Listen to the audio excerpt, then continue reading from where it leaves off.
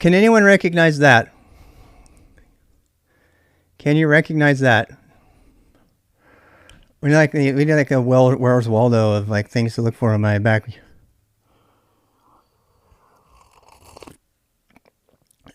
Oh, you want to read the quote?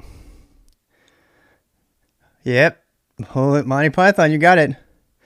The killer rabbit with sharp pointy fangs like this. Some call me Tim. When I let go of what I am, I become what I might be. Lao Tzu. That's my wife's. What time is it? It is. Oh my God, we're late. We're kind of late. I need to start my Pomo and all that jazz. Can I finish my coffee first? How many have we got here? I don't even know. I don't have my counters on the screen like I usually do. I am so discombobulated because I came back from that run. Also, Hacker Music Yoga is on. I'm going to leave the music on for just a bit more. And when the music goes off, that means we're actually down for bidnath. We're going to get ready for bidnath. And I'm going to keep my draw diagrams on there because I might be able to use that. What else? We got Anton running. We got Noabs running. We got the Discord running. What else do I need? Wait. Website. Okay, let me grab a new web window and put this over here so I can do stuff.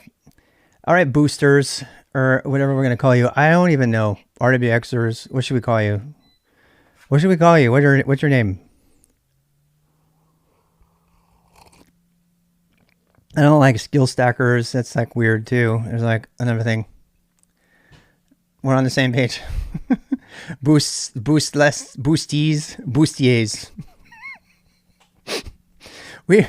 That should be my swag. My swag should be bustiers. Manziers and bustiers.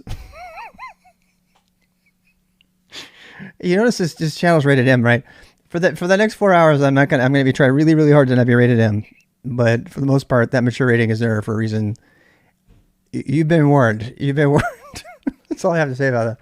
I don't claim to be a good person. I just claim to be trying. That's all I'm gonna say. Because I definitely have many flaws. Hey, Halion, I warned you and you followed me anyway? All right. I see how you are. Okay. I think the universe knows that I'm trying to be a good person and it just keeps trolling me. I swear to God, that's the reason. I don't know if that's the reason, but I feel like that's the reason. Yeah, exactly. Somebody had to say it. You know what? I deliberately didn't say that word. I was making a subtle reference to the word and it was sort of an inside joke. And now somebody that's seen Boost on 2021 just reminded everybody about the sweet beavers, of which there are many in North Carolina, by the way. We may actually see some sweet beavers. Insert inappropriate joke. Okay, so here we go. I'm not even kidding. Log munchers. Oh my God.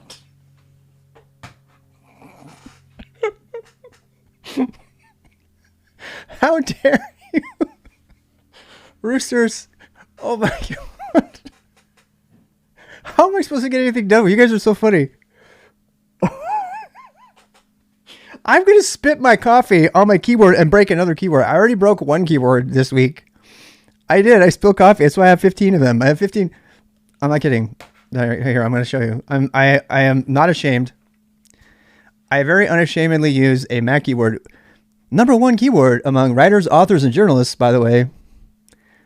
Gamers don't like it, but all the other people who matter. It's a joke. If you're a gamer, you're matter. Don't be offended. I game all the time. I game like for 3 hours last night playing Overwatch. That's how casual and horrible I am. Oh my God. Can we just not? Is it because it's a short key movement? Absolutely. That's why I have it. The reason I have it is because first of all, it's quiet. It's quiet. It's a quiet keyboard. Look, if you use that mechanical keyboard next to me with all that clickety clack stuff, I'll kill you. I'll beat you over the head with it. I'll beat you till brain matter comes out of your ears with that thing. I hate the sound of mechanical keyboards. Other people love it. I don't. Love is the opposite of what I do to them. Officially, I'm still in just chatting. I should probably change that, right? What should be the official category for this, by the way? I think it's science and technology still. I think we're actually going to have multiple categories for boost content, to tell you the truth. I do. I think we're going to have multiple categories because we're going to be doing a lot of Go coding later, Bash and Go. But for right now, I think it's science and technology, personally. And if you're going to get tribal on me, get the fuck out. I'm sorry. Oh, wait, the boost started already. I'm not supposed to say that anymore. Yeah. Oh my God, please no VMT. VMT is so capable of making me spit my coffee all over the screen and camera. Oh my God. To start the BB. Yeah. Yeah, the beginner boost. I think that's the way to go. Am I ready? Cut. All right, now I'll be good. Now I'll be good. Welcome to the beginner boost, everybody. What are we going to do today? No kidding. I am not kidding. Remember I told you how every time we start a beginner boost that I'm going to make a mark. I'm going to make a mark. Ready? Actually, well, where's my marker thingy, my Bob? Where is it? Wait, I got to turn this music off. I got to turn the music off. So many things to do. No more hacker yoga for a while. We'll play the hacker yoga during the breaks if you like it. I know some of you do, so we'll play that. Add stream marker. Yes. Okay. So we're going to put a stream marker because I am just continuing on a previous stream. It's got IRL content and everything, and I'm going to be chopping this up and doing different things. Oh, Linux Tips just joined, which is awesome. Linux Tips is a great streamer. Okay. So here we go. Time to swear in chat. Not yet. So I can put a stream marker here, and I'm going to be cutting up the boost and making it into a thing. So I'm going to just talk to you in close-up mode for a bit. Just to catch up and everything. So when I say, what are we going to do today? I'm actually not just joking. A lot of the time when, yeah, a lot of the time when we are starting a boost, as I've said before, imagine that we're in a one-on-one session, right? So we're sitting here, we're pair programming. You'd walk in my door. I'm just role-playing how I do private mentoring. You walk in the door and I'd be sitting at my computer doing something and you'd be like, okay, and I'd turn to you and I'd say, okay, what are we doing today? I'm not kidding. And the reason for that, and I want to be very clear on this point. The reason that I turn to you and ask you what we're doing is, unfortunately, because of Twitch, we have to kind of have a structure because otherwise everybody be all over the place because we got like 150, so people watching at any time. So we kind of have to stay together. But if it was a one-on-one session, I would come in and I would ask you, what are we doing today? And I just want to tell a little story here because the responses would vary dramatically. Sometimes I would get an answer from somebody who said, I don't know, you're the teacher, tell them what to do. And then I get another person who would tell me, oh, I got a lot of questions. Before we get started, I have to ask you these questions. I'm like, okay. And then after the 60 minutes is done, by the end of the question, we just cover all the questions. Which one do you think is the way to go? Which one do you think is the way to go? Now, the person who came in and asked me, the person who had all the questions for me, got a junior engineering job. I'm gonna brag again. I'm gonna brag. I'm gonna brag about my people because I brag about them all the time. I'm incredibly impressed by them as human beings and as technologists. So I'm gonna go show you. So the person who always ran the timeout with their own questions, and talk about being an easy job. Once you develop a person into an autodidact or help them become an autodidact, active recall questions, stuff like that. Yeah, you guys are getting it. So the second one, so this quote right here, I'll zoom in. This quote is about the second person right here. So I do, before we get going, I like to talk about the whole learning process a little bit before we dive in, just as a reminder of some of the stuff we covered and because it's really the most important thing that we're going to learn. So this is a quote's about me, but I think it's more about this person. Clearly, you have a talent for educating people in tech.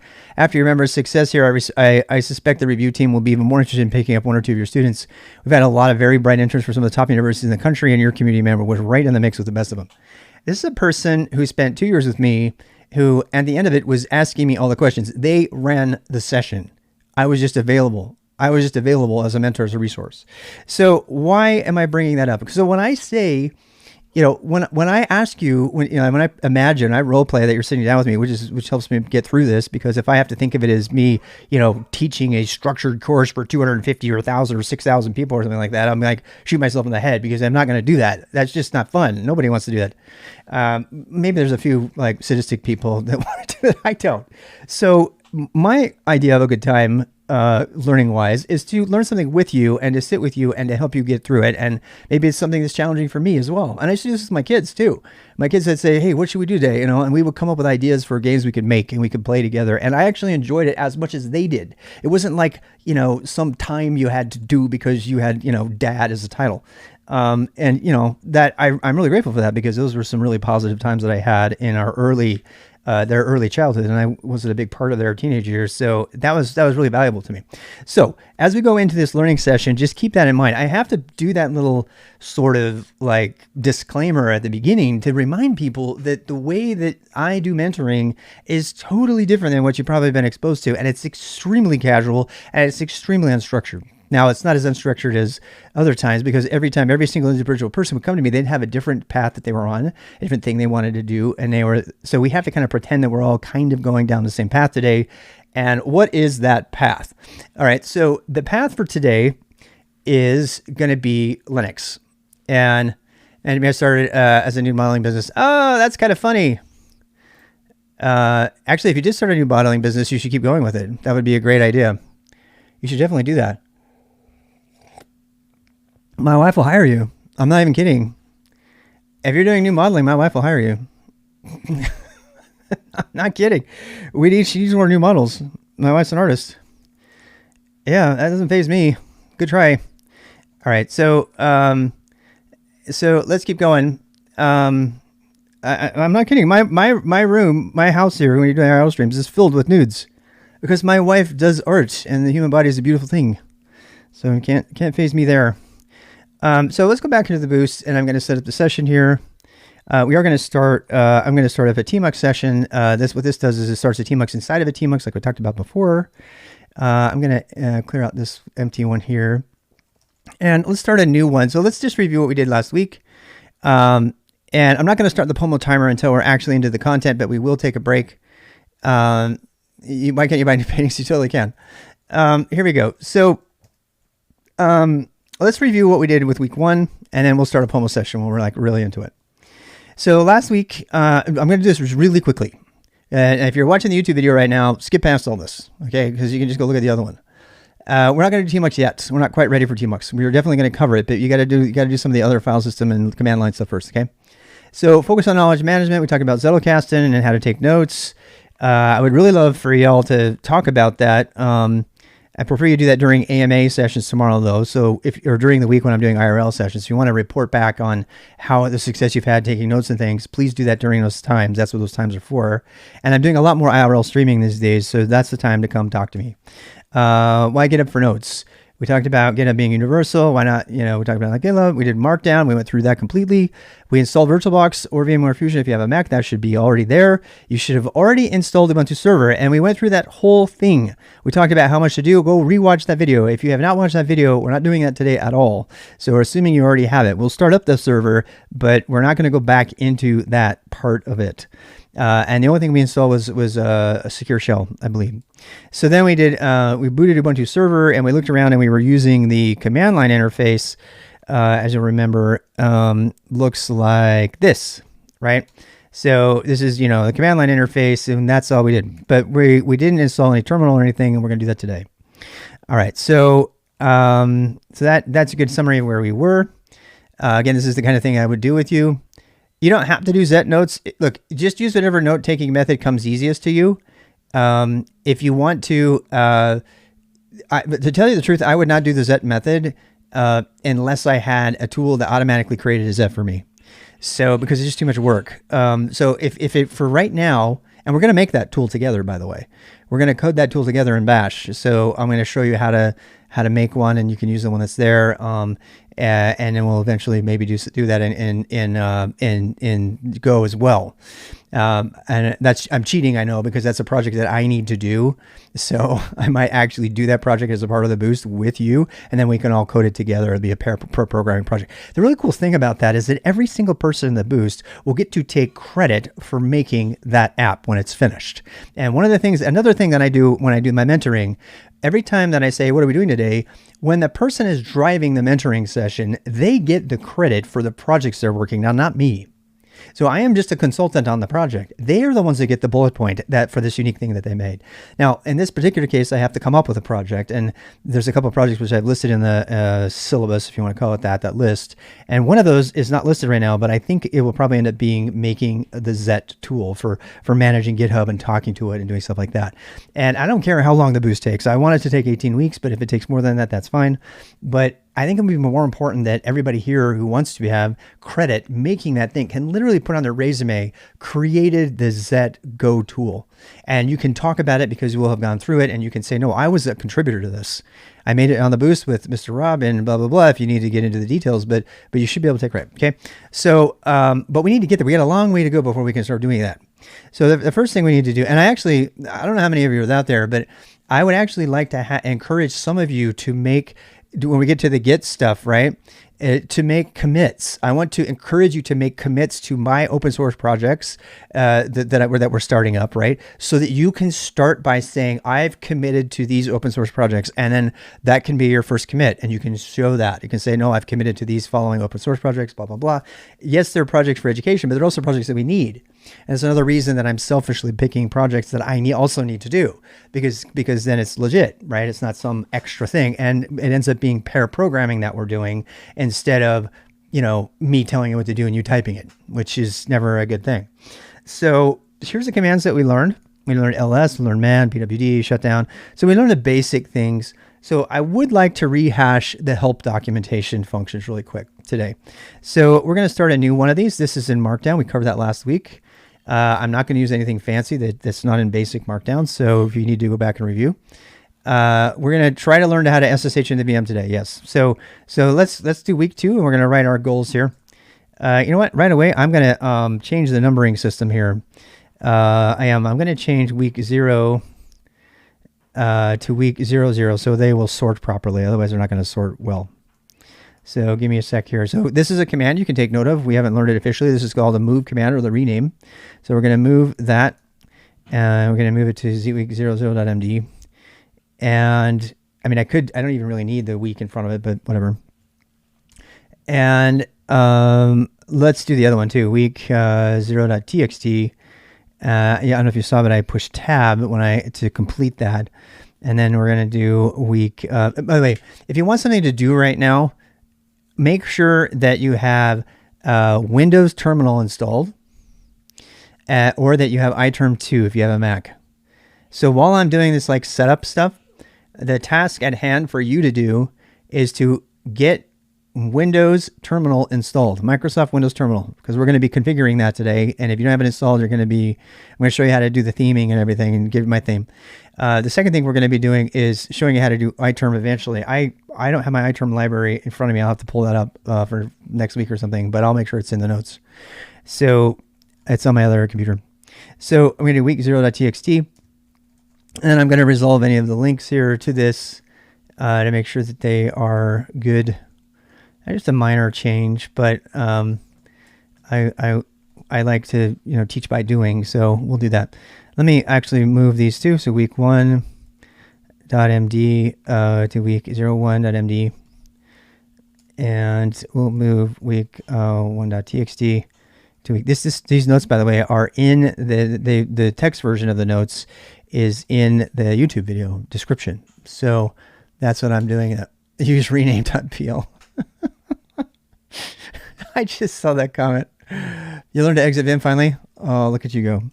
All right, so we got week 1. Let's do another one. Let's do week 2, week2.md. And did I have a title on the other one? I don't remember. I'm gonna go look. God damn it.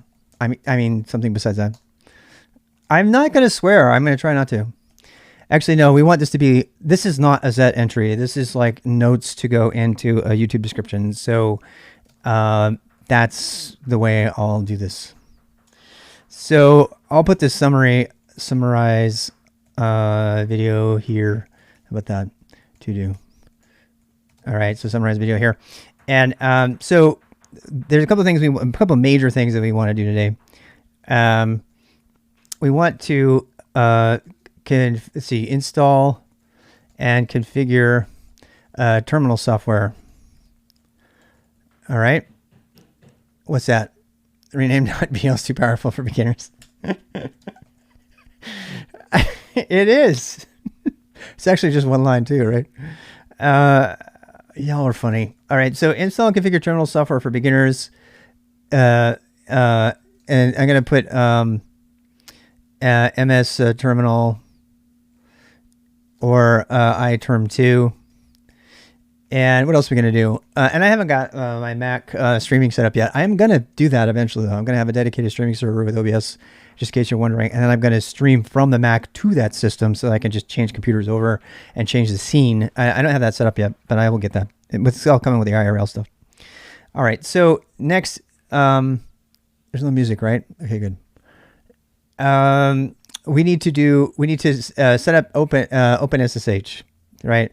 So set up SSH server. I mean, we could just set up secure shell. Now, this I fear is going to be the biggest time sump of all of them. And part of the problem with it is that I have to help you understand what it does and how it does it and all of that. And I don't know where to put this. I've debated about where to put this a lot, but we need to we want to grok what is Unix. So like, what is Unix and Linux? Where did it come from? And right off the bat, let's see, what is Unix and Linux? We'll just do that. So right away, I'm going to put some like related links, and I want to have y'all go get this right now.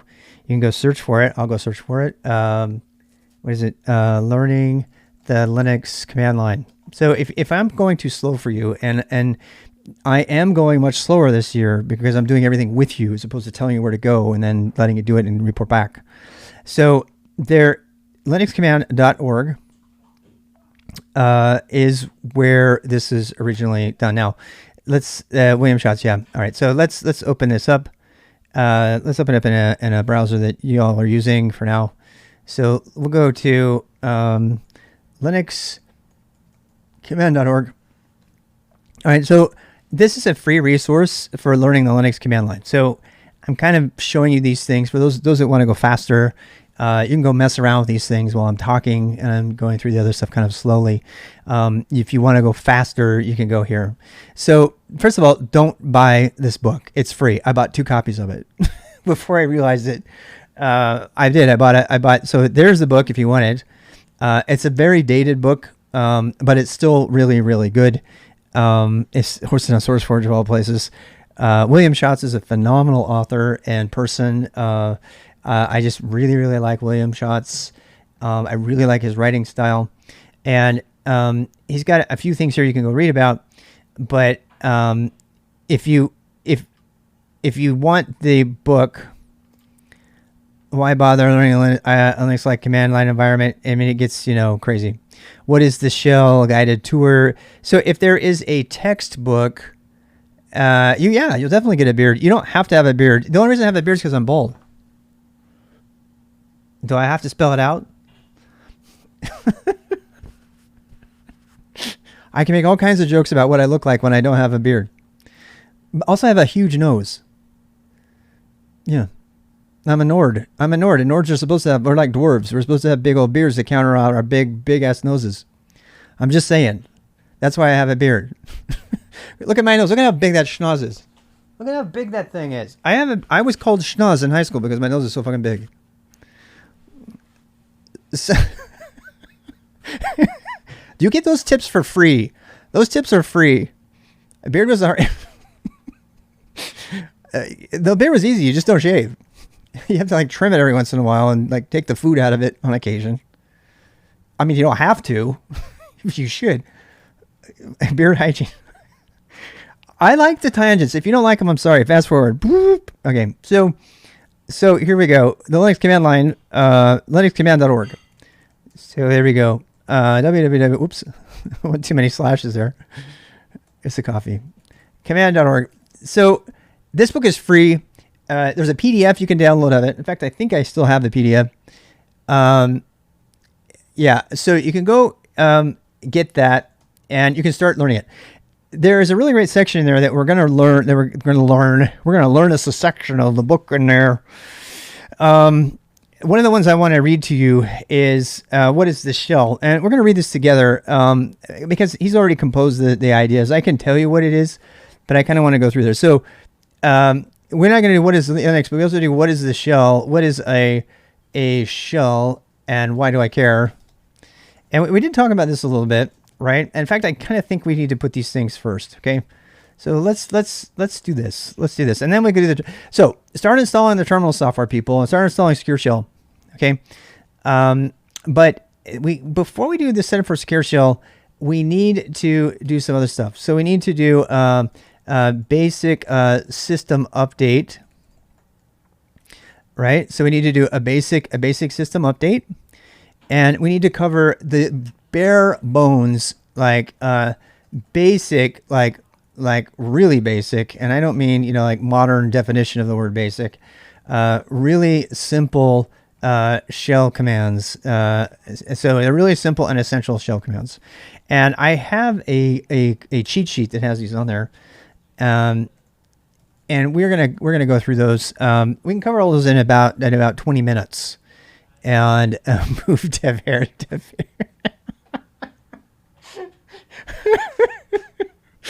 Oh, that's perfect. Yeah, we're doing package installation. That's what this is. System update and package management and installation. And again, a lot of this, I just am going through the tasks with you. And so if something gets in the way of the task because we don't know how to do it, we'll stop and do that thing and put it in the list. Okay, and that's how I do everything because I'm hitting the tasks as you would need to hit them, and we end up with kind of a guide at the end of it. All right, so what do we got? So Unix and Linux. I'm gonna give you my summary of that, and then we're also gonna actually let's read William's words first. You can do your own searching. In fact, I like to do that. I like to, as I said with the pair programming thing. It's not just pair programming; it's paired learning. I think paired learning is a thing. And what that means is that I get to feign that I don't know about something or that I've forgotten everything about a thing, which is usually true. And then we can go back and like read about it and study about it. Right. So let's first of all go to the internet, and then I will go to the William Schatz resource, which I already knew about. I think half the job of a mentor is telling you about the curated information sources that they have obtained so you can know where to go get the information. So there's two primary purposes for a mentor, in my opinion. One, to tell you what you should know or help you understand what you should know based on their experience in the field. And two, give you a list of the places and resources to go learn those things. Not necessarily give them to you, but show you where and how to go get those resources and do those things. I think those are the two primary responsibilities of any mentor. And I'm going to put that in here. Okay, so say primary responsibilities of any mentor. Okay, I'm gonna write them. I'm gonna write them right here. Help you know what to learn. To help you know where to learn it. Like curate resources. Not necessarily, and I guess the third thing is help you when you get stuck on something. That's pretty much it. And Windows Terminal on our Ubuntu server? No. So let me clarify. So you're installing Windows Terminal on the Windows machine that is hosting VirtualBox where you're running your VM, because you're going to need it. You're going to pretend like Windows is a computer that's next to your Linux box, even though it's running inside of it. and pretend like those are two separate computers. And we're actually going to have to change it to bridged. If you haven't done that yet, I'll show you how to do that. We have to change it to bridged so that your virtual machine is considered just like any other computer on your network. And then we're going to treat it just like that. We're going to connect to it remotely using Secure Shell, even though we're on the same computer. So that's the goal. All right. Do I send to another freezing cat beard to hair? All right. So here we go. Let's go back and read a little bit from William Schatz. He's got such a great writing style. I just really like it. People know that I love to, talk negatively about things that I don't like, that are bad. But I want you to know that when something is good, I am all full of praise. And I cannot overstate my appreciation for William Schatz's work on this, even though it's kind of fallen out of date, and for his writing style. So why bother? Why do we need to learn the command line anyway? Well, let me tell you a story. Many years ago, we had a problem when I worked. And this is why I already like him, because he's a storyteller. He's a storyteller, and I think most people learn best by stories. There was a shared drive on one of our file servers that kept getting full. I won't mention the legacy operating system did not support user quotas. That's another story. But the server kept getting full, and it stopped working. One of our software engineers spent a couple hours working with a C++ program that would look all through the user's directories and add up the spaces and use this to make the list of the results. And since I was forced to use the legacy OS while I was on the job, I installed a Linux-like command line environment, which is probably Cygwin. Yeah, Cygwin, which is, by the way, what Git Bash uses. When I heard the problem, I realized I could perform the same task that the C++ program does with one line. du-s star sort-nr blah, blah, blah. And this morning I was watching AnyASCII, sometimes known as Anya. And if she's watching, I'm a huge fan. And AnyASCII, ASCII, is it like that? Did I spell it right? Did I do it right? Yeah, that's her. And she was doing some of the Mr. Robot stuff, and she was using some command line stuff, and I was just laughing with her completely because some of them are so simple to do through the command line scripts. So yeah, and learning how to learn is definitely essential. Graphic user interfaces are helpful for many tasks, but they're not good for all tasks. I have long felt that most computers today are not powered by electricity. They instead seem to be powered by pumping motions of the mouse. I love William Schatz. William, if you're out there, oh my God, you're such a great author. Computers were supposed to be free from manual labor, but how many times have you performed some task you felt sure the computer could do for you much easily without using the mouse? Pointing and clicking, pointing, blah, blah, blah, blah, blah. I once heard an author say that when you were a child, you were used to a computer by looking at pictures, and when you grow up, you learn to read and write. Well, that's Computer Literacy 101. Now let's get to work. Now, I just love this because, I mean, just look around on Twitch, and I'm not going to point at any particular streamer, but I've actually had people in Linux Tech Tips, actually, there were some of his viewers who started going off on the Linux terminal people, saying that they were old, crusty, mean, like pedantic, unnecessarily complicated people. And she's largely right, the woman who said that. but it's still more efficient. And I got to tell one story about the command line here, and we'll get into the Linux thing, which is related to this. Did I tell the story last time? If not, I'm going to tell it again. So I'm going to tell my story about and I have to say this, she was a housewife, and she came to me. Her kids were getting a little bit older, and she's like, I want to learn computers. And I mean, this woman had no knowledge whatsoever of how computers worked or anything, but she had just taken it on, which I just thought was so amazing. And I was trying to explain to her, this is my story. In fact, I'll zoom in a little bit for this story. This is kind of a fun story. Yeah, we're all going to see. So this housewife, and I'm not saying that pejoratively at all. She was an amazing woman, and she was super motivated. And frankly, she was living it seemed like she was living in an environment where there were a lot of men in her life that were telling her that she couldn't do this or couldn't do that, and that wouldn't surprise me in the South where we are. But she was very hungry. I mean, the thing is that she was so old school about everything. She would bring a huge ream of paper, like take meticulous notes on paper when she was doing things. And this woman, I love her story. It does make me a little sad inside because ultimately, I'm going to give away the ending. Her family obligations and stuff kind of took over her amount of time to study. And she says, I can't find any time to study. And she was kind of consumed by, the maternal pressures that were still being placed on her. So she couldn't really finish her studies. But to this day, I want to tell you the successes that she had before that kind of overcame her. And it's something of a tragedy, and that's why I like this story, because I want to help people get over this. I have another story, too, about somebody who came to me to share their project. I'll share that another day. It's a pretty fun one, too. So she came to me, and she had no concept of directory structures at all. She had no idea what a rooted node tree was. She didn't know what a directory tree was. She'd been using a Mac her whole life, and this is something that's very, very interesting.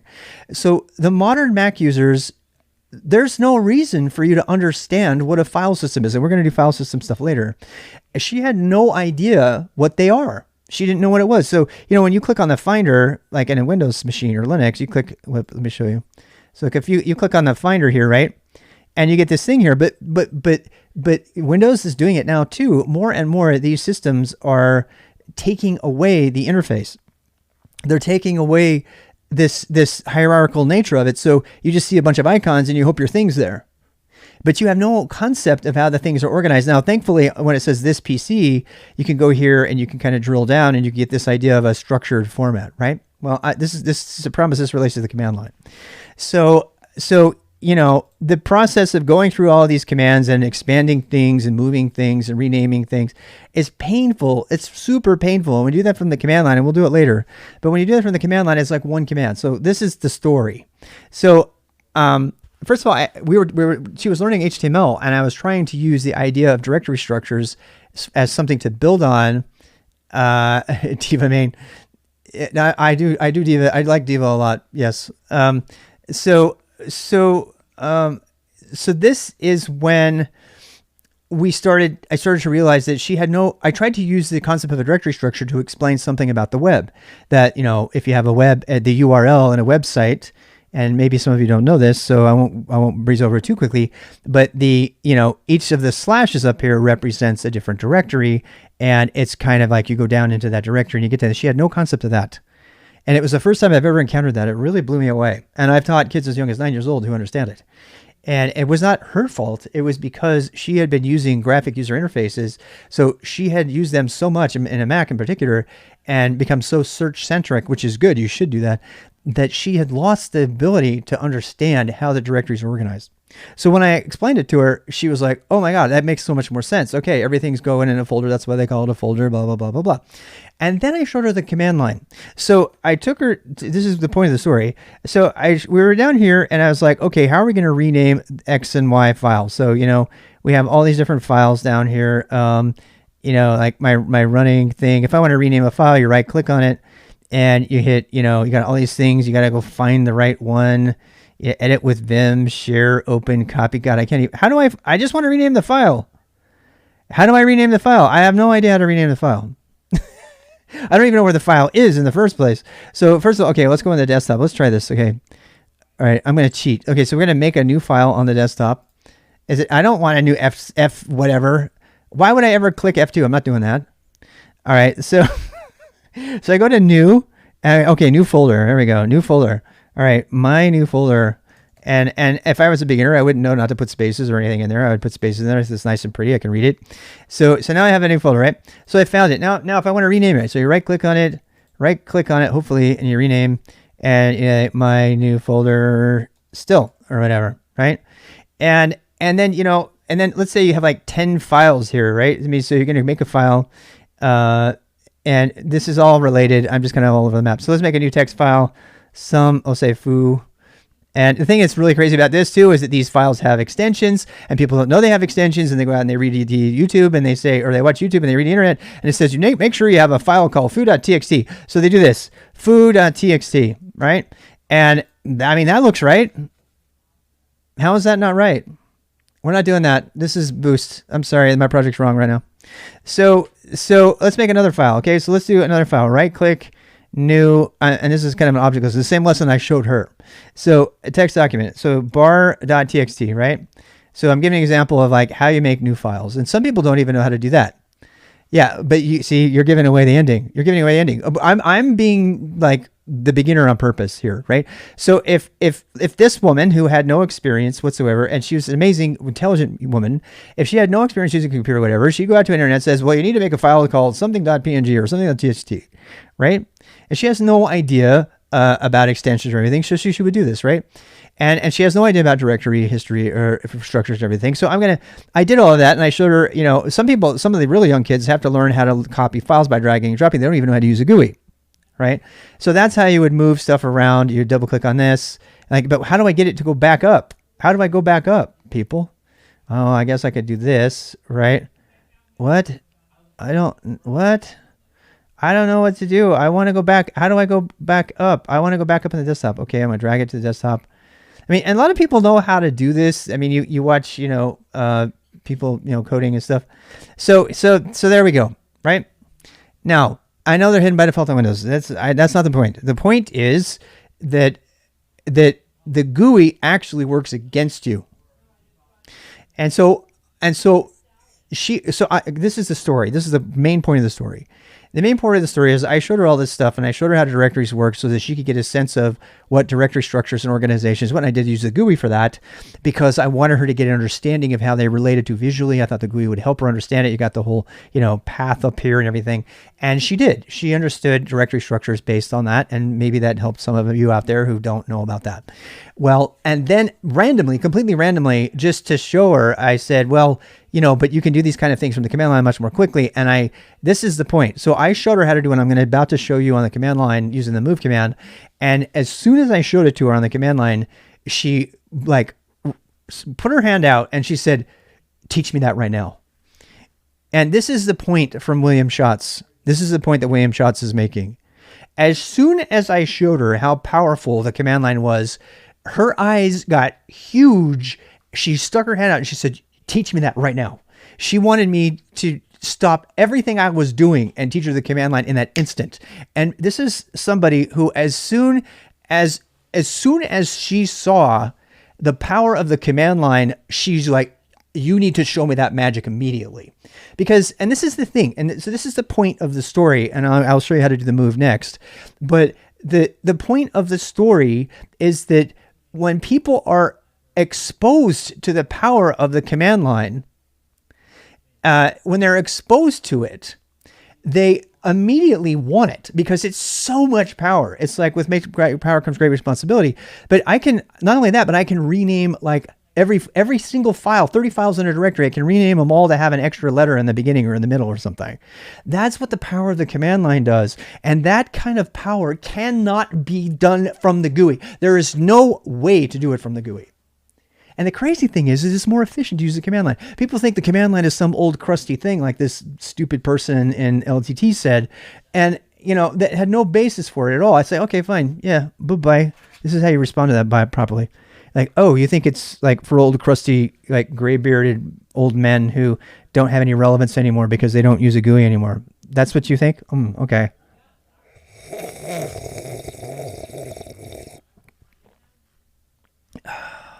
Okay.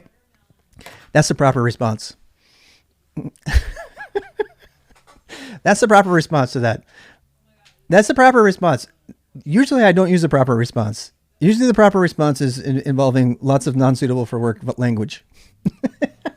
The proper response is, okay.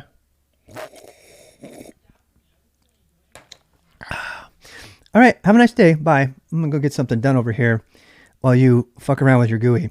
Sorry, I swore I had to. I had to right there. That was just the best way to do it.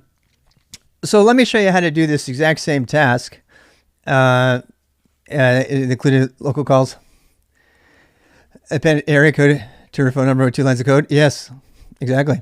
So let's do that. Let's do that. We're going to learn a command today. So I know you don't have a command. Okay, so I'm going to pretend like I'm you and that I don't have a fancy terminal yet. So I'm stuck on this stupid thing.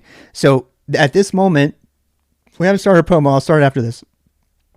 So now is the time to start your VM if you haven't done so. In fact, I'm going to remind you how to do that by starting the boost one that I did last time. I don't want to jump ahead, so let's do this. So, and then I have another couple stories related to this, including a very highly paid machine learning person who doesn't know how to do this. They gave a demonstration to like 300 people. So thanks for the follow. So let's do this. We're going to go to our Oracle VM VirtualBox. You're going to open that up and get past all the whatever things. I am so sorry for the blinding white They do not have that. If somebody wants to contribute to VirtualBox, somebody please make a dark mode. Is there a dark mode I just don't know about? There possibly could be. Is there? I don't know that there is one. It's like one of the bad sides about free software. So unfortunately, I have to be blinded by this for now. It is open source. Yeah, I mean we can probably change it. So anyway, so boost. My boost system is powered off, right? And I'm going to power that on. So I'm going to click on my boot. We already did all this last time, so go back and watch the other video. I'm going to click on this. I'm going to click start. Lots of different ways to start. We're going to do, we can do headless start. Well, we're not going to do headless yet because we don't have SSH set up. That's how we're going to connect. And we're going to use our fancy color terminal rather than this, really ugly VM. So we're going to click on normal start, and it's going to give us our boost. Now we're going to do this for a while so you can get I want you to understand that you can always fall back to this. Okay, so if your SSH is messed up or it doesn't work or something, you can always fall back to just going to the virtual. We're not going to use start VM from the command line. You're way ahead of these people. Please don't confuse them. So ls get bang grep. Oh, nice. Okay, so now we've got our bare bones boost machine that we've started up again. No, it doesn't do full screen. We're not going to do that. First of all, I suggest you use scale. I'm using scaled mode, but you don't even need scaled mode. Here's the thing. Don't waste a lot of time screwing around with the base console from VMware because why? Or from VirtualBox. Because we're going to use SSH, and then all of that's irrelevant, and you just start headless, and you connect to it, and then you configure the crap out of your terminal. You can go to your terminal and do a much more rich configuration. So don't mess with the console. Just stick with the minimum console. I am currently viewing it in scaled mode so that it's actually readable through the stream. But don't waste time on this because this is really not the place to do it. Yeah, if you're in Linux Mint, that's fine. But again, the basis here, if we're assuming that you're either using Windows or you're using Mac, because you cannot use Linux Mint at work. 99% of the people out there cannot use Linux Mint at work. The boost is for people who are going to have jobs, not people that are in college who can use whatever they want. And I think it's fantastic. And we talked about that in the first or second boost. So please go back and watch that if you want to get a full explanation of why I'm not doing that. And I'm all for Linux desktop. Don't get me wrong. I happen to have been burned by Linux desktops pretty badly in the past year. So I'm not as bullish on them as I used to be. Not just me, a lot of other people. Pop! OS in particular burned me pretty hard. So I'm going to log into this using my login if I can remember it. And I hope I remember. I might have to make a new account. Uh-oh. Never fear. You know how many times I've been working with somebody and they cannot remember what their password is? I could have swore I made the password. I guess not. I feel really bad. I might have to make a new one. And that would be fine because I'm an idiot. I said password management was not in scope, and here I am, can't even remember my password. Did I make it not password? I think I might have made it not password. I don't remember it. I don't remember it. Is it not password? No, it wasn't password one. I don't remember it. I feel really stupid, but oh well. That's the problem when I just do things like lazily. Instead of VM, yeah. Instead of VM with Ubuntu Server, yes you can. Come on. I don't remember my password. I don't care. I have told you, I don't. It's not password. It's not password, and it's not password. No. Wait.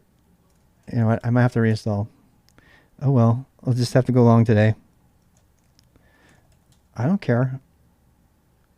I don't care. Can't believe it.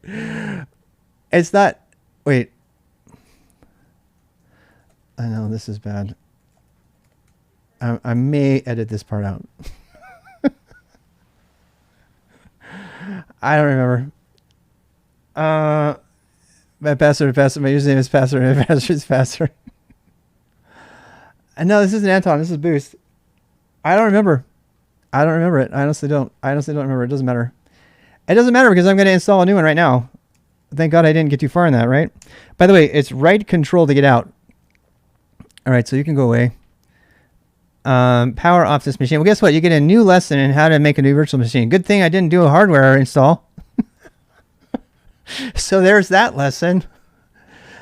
Cali. Booster any fast? No. So bye-bye boost. Remove. You can die now. Delete all files. It was nice knowing you. I'm so glad I used a VM. I mean, I didn't even plan that. Look, because I'm playing the fool on purpose. I did that on purpose. New, okay. I'm just as bad as anybody else. I can't remember. If I had $1 for like every time some beginner didn't know that, I made the first time I wrote a Go program, it was all for password management for the people I was mentoring. I'd have maybe like $50. It's a part of the boost.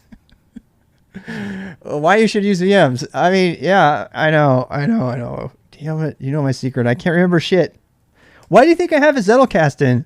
All right, so here we go. We're doing this step again. It's actually not that hard. I'm going to do it fast this time because you already know how to do it. Linux, and then Ubuntu 64. Next, we're going to do 2. I'm going to do it fast. It's kind of an exercise. Create a virtual disk, yes, please. VDI virtual disk image, yes, that's fine. Dynamically allocate. You can do this all from a single command line in Fluff eventually, which I want to get finished. Let's do 20 gigabyte hard drive, 20-ish. How about that? Create is putting it in that right place. Hey, look, there it is. Start. It's funny because I just made Harbor earlier. I could probably remember it.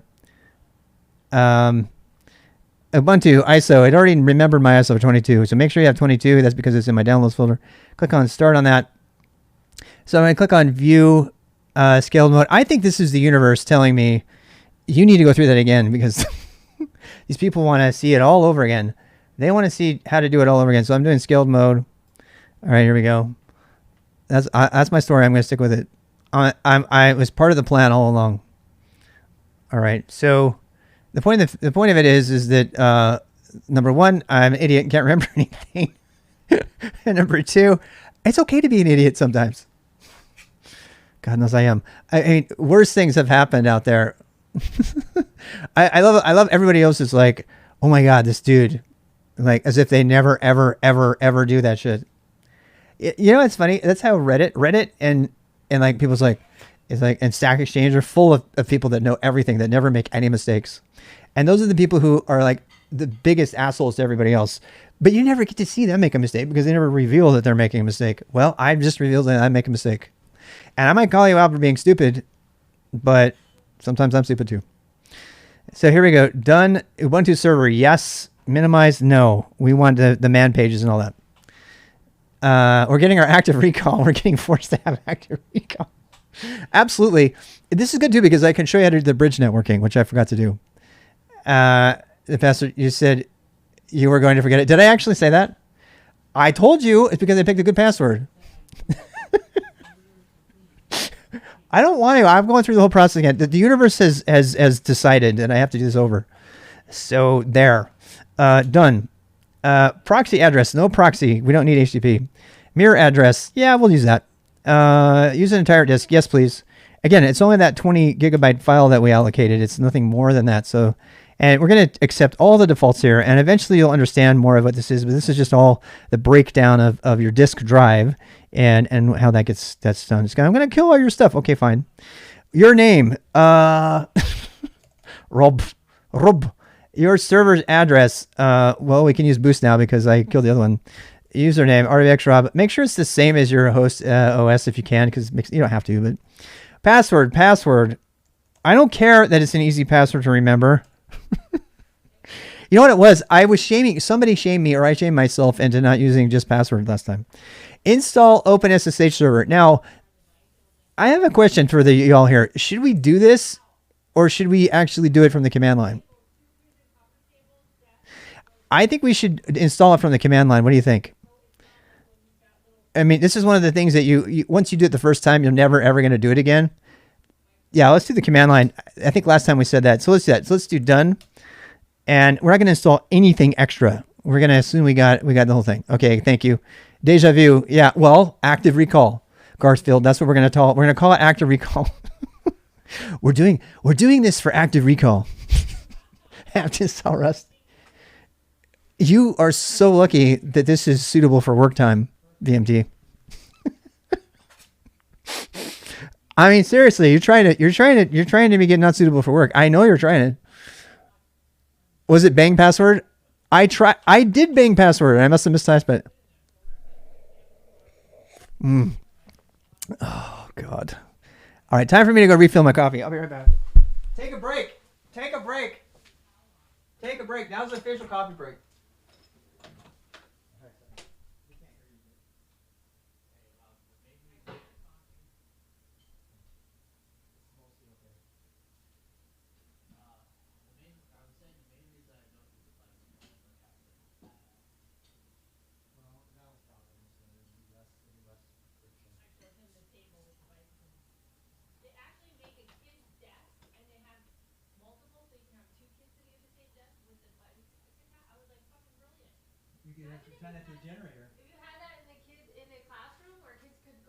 Oh yeah. Totally. Absolutely. It would solve so many problems. They're actually sold out of them. They're sold out of them? Yeah. Oh my God. And they have all different versions. Oh, really cool. All right. We were supposed to take a 15-minute break anyway. So, you know what? The universe is keeping me on track here. I'm a firm believer of that. The universe was like, you need to go over that again because you covered it really fast last time. So do it again. I deleted the machine. You tattooed back. And so we're going to do this install. Now it's time for you to do your install. Hey, while you're doing this, let me go show you, because I can't do that for you. I can show you how to do it, but I've already got mine installed, so I can't actually do the next part for you. So let's go look for it. You want to get Microsoft Windows Terminal. And we'll go back to the Linux and Unix thing, I promise. I'm kind of all over the board. That's just how I am. As long as we cover all of it during the day, I don't care. So Microsoft Soft. And there's actually an hour and a half video from like 2018, about 19 or 18, and where they made it. And the whole team that made Windows Terminal tells you how they made it. Okay, so the best way to do this is to go into this software store, which I do not remember how to do. Let me try. Was it App Store? There we go. So you go into the App Store. And SSH keys later. And I ran down. When we set up SSH keys, I never remember the password after that, and because I set up sudo to do it too. I do sudo for free, and I can't remember the password at all. But I don't need to because I got sudo access. You know. I know they did. Well, they had a terminal before. Actually, the reason I mentioned that is the project stuff's going to be off. So we're doing the boost right now. So, so here you go. You can come in here and search for terminal, right?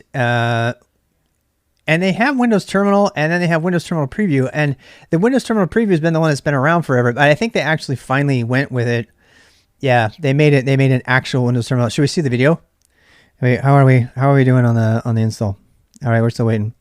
Are we still waiting? Yeah, we're still waiting. Okay, so if we're still waiting, let's go watch a nice, fun interview from a fun video. That's not. It's not actually. Is the sound off? The sound's off, right? Yeah, because if you watch the video, it's got really great sound, but the sound is George Hotz streaming. Nice. An Alex Friedman podcast. Yeah, George Hotz is awesome too. Yeah, Microsoft. Yes. Okay, there is a way to download it and install it and get around it. Do you how do you say your name? XQ. Do you have the link for that? Because at work, yeah, and this is about work, and you can get the terminal. You just have to go around it. Thank you. Oh my gosh, you're awesome. I'm gonna put that in the show notes so that people can go get that, because there's gonna be a lot of people that are gonna need that. Same thing with the iTerm 2. 1-star reviews. Should we?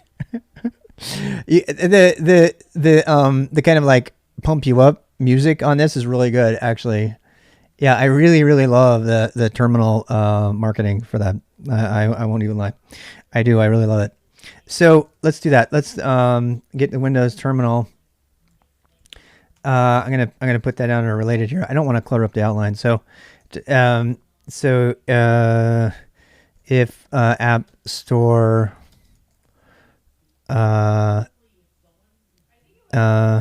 no App Store needed. We'll say that. How about that? All right. So let's go back and read them while it's installing. Oh, there we go. We're installed now. What is the difference between terminal CLI and a shell? That's a great question. Let's talk about that right now. So, and this is, I'm so glad you asked that question because I love this. I love this. I'm going to put this in the notes so that it's captured, and we'll put a marker here and everything because I love that question. I want to answer it right now. Okay, so as a shell, what is the difference between terminal? Let's see, terminal CLI and shell. All right, so I am so glad because there's actually a thing called a TUI. So I'm gonna answer this question really quick. We're not using the Pomo thing. We will. I'll start using it again here after. As soon as we get this stuff installed, I'll start the Pomo. So the difference between terminal CLI and the shell. So that terminal is the thing that gives you the what they call cell-based text screen, right? So, and let me give an example of a terminal application that is not a command line. All right, so this is the really cool program called Neo, which is a take on T-Matrix, which is cool. You can change the colors on it and everything. And this is if this is a terminal application. Now, why is it a terminal? Why does it qualify as a terminal? It's not a command line application, but it's a terminal application. So you could say that it uses the TUI. I don't think I've ever heard anybody say TUI, but it's the TUI, the terminal user interface. This is using this idea of measurement. See, I can see up in the corner up here really quick. So look right up here. It's gonna go away really fast, but look right up here and it'll tell you how many columns. 81 by 25, and that number is actually on purpose because the typical terminal in the old days was 80 by 25. So 80 by 25 is the standard terminal size from the old days. If you watch like the old time computer, there's a computer old timey station on Twitch or channel on Twitch. You can go watch that, and there's some really great stuff there. But the first terminal applications were 80 by 25, and so I deliberately have VT100. Yeah, thank you for that. And VT100 was the type of terminal. There was a time that terminals were considered.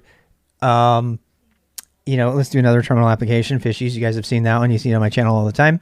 So these are terminal applications. They use the idea of a cell. And sometimes these days you can split the cell in half. In fact, I think my Sunrise program will that's a little bit too much right now. And I don't have my terminal color set properly. Otherwise that would be more granular. It's not. These days you get millions of colors on most terminal applications. But the idea that the word terminal comes from an actual physical terminal, that used to be a thing, and I could geek out on this all day. Old VT100 terminals, and there's a thing called RetroTerm that you can get. You can watch Chris Nova. She uses it a lot, and I use RetroTerm a lot back in the day. If you want to simulate an old terminal on your screen. Does the Windows App Store have it? That would be interesting. Let's see. I know you guys, that's like not the terminal you wanted, but I bet it might have it. Cool retro terminal it's called. Retro terminal. I mean, some of you might actually like this more than Windows Terminal. I don't know where it is. You just go retro terminal all the time. It's pretty fun, isn't it? It's worth showing people what it's like. I actually did a video on it. Let me see. Let me go see if I can find my own video here. I'm not promising that. It's more fun for me to do it this way. So we're gonna do. So Cool retro terminal. The reason I like it is because it reminds you of the old school terminals. Hey, look, Tech Hunt. Yeah, everybody's done these. There's mine 2 years ago. 2 years ago, there was a video honoring Boomer Tech from the early 80s. Oh my God, this is so old. I've still got my ads on because I'm bad, but don't yell at me. Don't yell at me. Who the hell? Just give me past the ads, please. I was being silly. I'm not going to be able to hear the sound. Just go here. Here's the link. Here, I'll give you the link.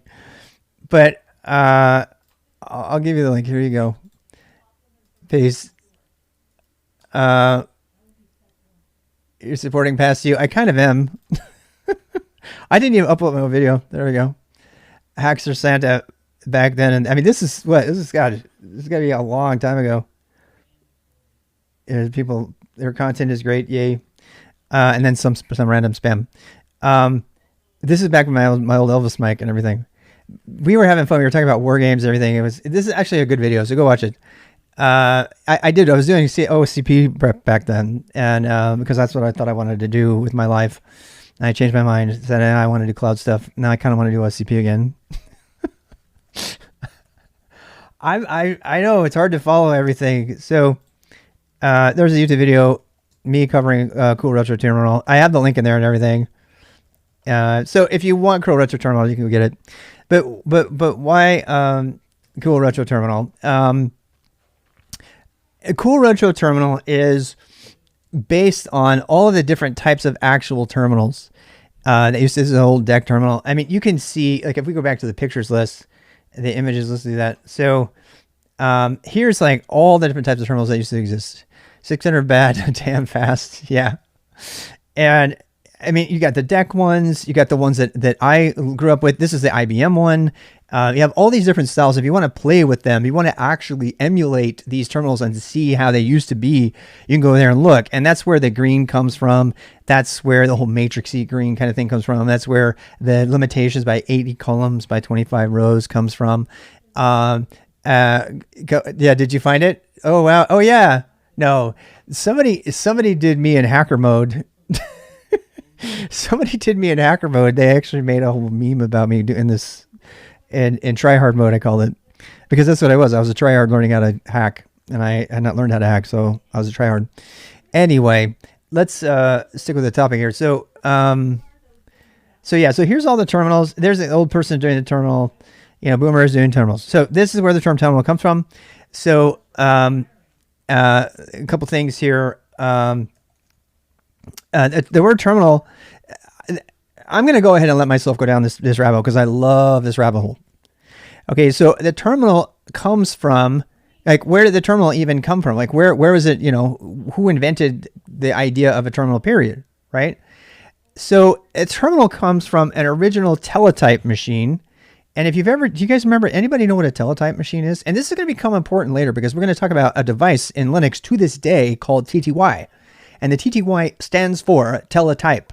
So the way this stuff all came about was they wanted faster ways to input information into computers. And we could go all the way back to, I actually have punch cards. I mean, do we really want to do the whole lesson here?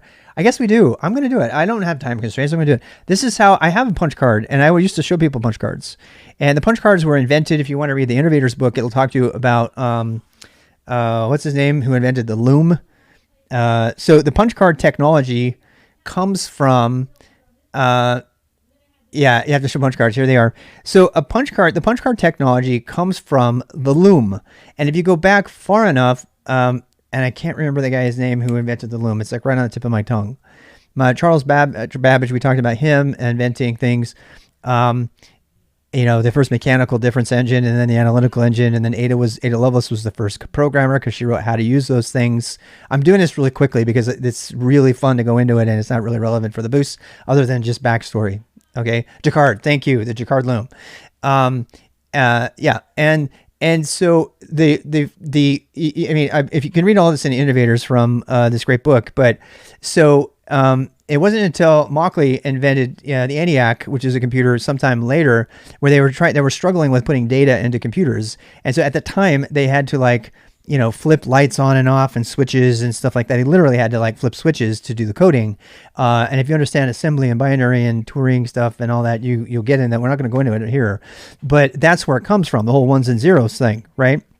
And this stuff's all going to come into play later when we get into learning about types and integers and things. So it's worth talking about now. And so, but back then somebody came along with the idea that they got from Jacquard on the Loom. They said, hey, what if we just have this computer read all of the where there's a hole or there's not, and then they would have to do it. They don't have to flip a switch. And so that was a much easier way to put data into a computer, but it still was time-taking. And if you look at the very first personal computer, it was called. It wasn't. What was it called? The one that the Brew Club did with Steve Jobs. What was it called? The Altair. The Altair was the first personal computer. That's not it.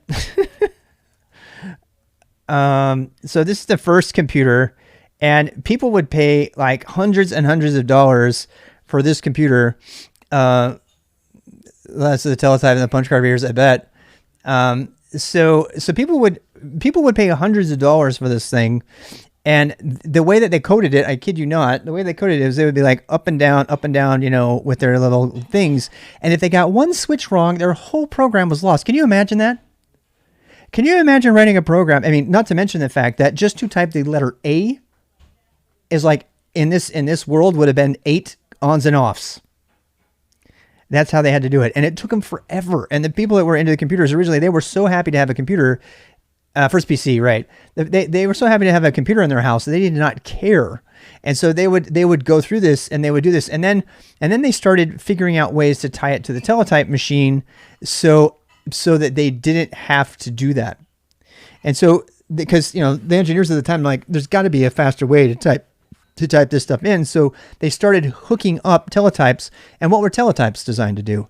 The original ticker tape kind of communication was all ones and zeros that would go over, stock exchange. You guys have seen ticker tape before, right? You guys have seen ticker tape stuff. So, so they would see, I mean, this was the first way for, data to be transferred ever, across, a wire. And this was an analog thing. It was a 1 or a 0, and they would use Morse code for this. And if you don't know what Morse code is, does anybody know what Morse code is? I mean, I'm kind of having fun with this, but all this stuff is going to come into to play later because it's all about binary. So binary meaning, base 2, 1 or a 0. We're going to cover that. So I mean, we're really going back, right? But this is all important. You have to know this to understand how a terminal came to be. Okay, so you've got all of these like little ones and zeros here. You could send it across, and then they figured out ways to communicate stock data and all kinds of things. And then they were like, well, gosh, it takes so long to for a letter L. So then they said, you know what, there's got to be a better way. So they took the typewriter. They were already mechanically typewriting back then. And they were like, what if we tied a typewriter to an electronic thing? And that's where Teletype came in.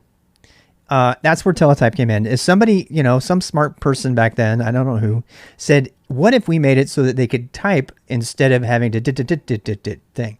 And so that was when the first teletypes started to be, and you started to see the first teletype machines. And the teletype machine, as you can see, oh, that's not a good one. Let me go back.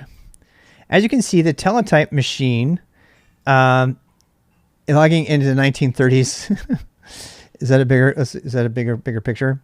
So as you can see, back then it was just a matter of typing, and then those words would go in. A teleprinter, telewriter, teletype, the looms, and so this became the way to put in data, to enter data into things. And in fact, to this day, the control sequences that are sent, that are invisible to the terminal emulator, still match the teletype. So, for example, a \n represents a line feed, a line return. Sorry, there's a line return and then there's a line feed, and the two are separate, and that's why both of them used to be sent. And we're going to get into that. It's kind of annoying today, but those were actual signals that were sent to the teletype. One of them said, "Hey, go down a line," and the other one said, "Go to the beginning of the line." And to this day, Windows standard text files have a carriage return and a line feed at the end of each line. It's invisible. To this day, they still have it. So those text files that you're throwing around and using all the time, those command codes are still there. And those are the exact same digital command codes that were used in the Teletype machine. So, and there are a number of other codes, and we're going to get into them, and we're going to do all kinds of fun things with them. So like, you know, Neo or like Matrix or stuff like that, that's just using all those different commands that you could send to the terminal. And what they did is once they started using terminal emulators, is what we're going to use instead of an actual terminal, you know, we use the word terminal to mean a terminal emulator these days. We don't really say terminal emulator, but the truth is terminal is a terminal emulator. And the standard, back then, everybody was fighting about what terminals should be the best. And they created all kinds of ways to create standards between that. PTY, yeah, we'll talk about PTY versus pseudo PTY. And so, yeah, I mean, you've got like all kinds of old-timey ways of doing this. But they all, and now this is something really interesting. So when we get doing Vim later, you know, the caps lock key, you guys know your caps lock key, right? The caps lock key on all of the first computers was the escape key. And the typewriter lobby decided, I mean, the secretaries and everybody who was doing typing back then, they decided that was too annoying. And because this is really crazy, the computer keyboard came out before electronic typewriters came out. And yeah, I do. We're gonna go back. And so then they ended up typing it. The point of that story is that it's totally okay for you to remap caps lock to escape if that's what you choose to do, as long as you remember to do it every time. And you can do it on your keyboard and not have to depend on something. We're gonna get to that point, but I think that's you know, historically, I think it's interesting to know that the caps lock key was escape before, and it got taken over by the typewriter lobby because they said we would rather have a method of like locking down caps. And so they banished escape up into the upper left-hand corner of the typewriter or any other thing because it was kind of taken over by the caps lock key, which is really unfortunate. How many people actually use the caps lock key? Who's not a Trump supporter? Is anybody? Minus map to your firmware with QMK. It's, yeah, if you're going to do it with firmware mapping, that's the way to do it, because then you don't have to change it. Take your keyboard wherever you are. Control was there, is where Alt is currently located. Yes, Control, yes. And yeah, okay. So I mean, I don't know how much you guys care about all that. I know you just want to get on with it, but this stuff is all going to come back later. So the use of terminals. The question was, what is a terminal? Well, that is the long answer. A terminal is actually a terminal emulator based these days on the standard VT100 terminal that was invented to use a digital method of inputting data to replace the teletype machine that was being used before. That is the short answer, but that's the history behind it and where it came from. And it's going to get really important later because later on you're going to start wondering what all of these escape characters are, the ones for color, the ones for clearing the screen and all of that. And we're going to do a bunch of that code. That's actually really fun to do. If you want to make your own, you know, like animation or something, and I regularly do that during SKILSTAK sessions. We had one guy make a really great Nyan Cat animation just using the terminal. But the question was, what is the difference between the terminal CLI and the shell? And I'm going to cover that right now. Okay, so don't worry on time. We're going to keep going as long as we can. So the CLI is the command line interface. Okay. Now, specifically, you can do a command line interface without a terminal. Now that's weird to say, but strictly speaking, you can. A command line interface is sometimes also known as a REPL. All right. So what is a REPL? And we talked about this last time, but what is a REPL? Okay. A REPL is a read, evaluate, print loop. Okay.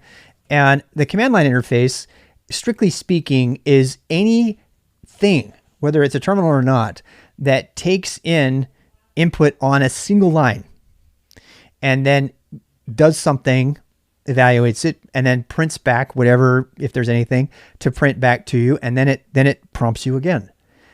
So a command line interface is, strictly speaking, so, and this is going to kind of sound weird, but let me ask you guys a question. I'm going to drink my coffee and ask you a question. How many of you think, and this is kind of a question for our hackers out there, how many of you think, is it possible to have a command line interface on a Linux system that does not use a terminal?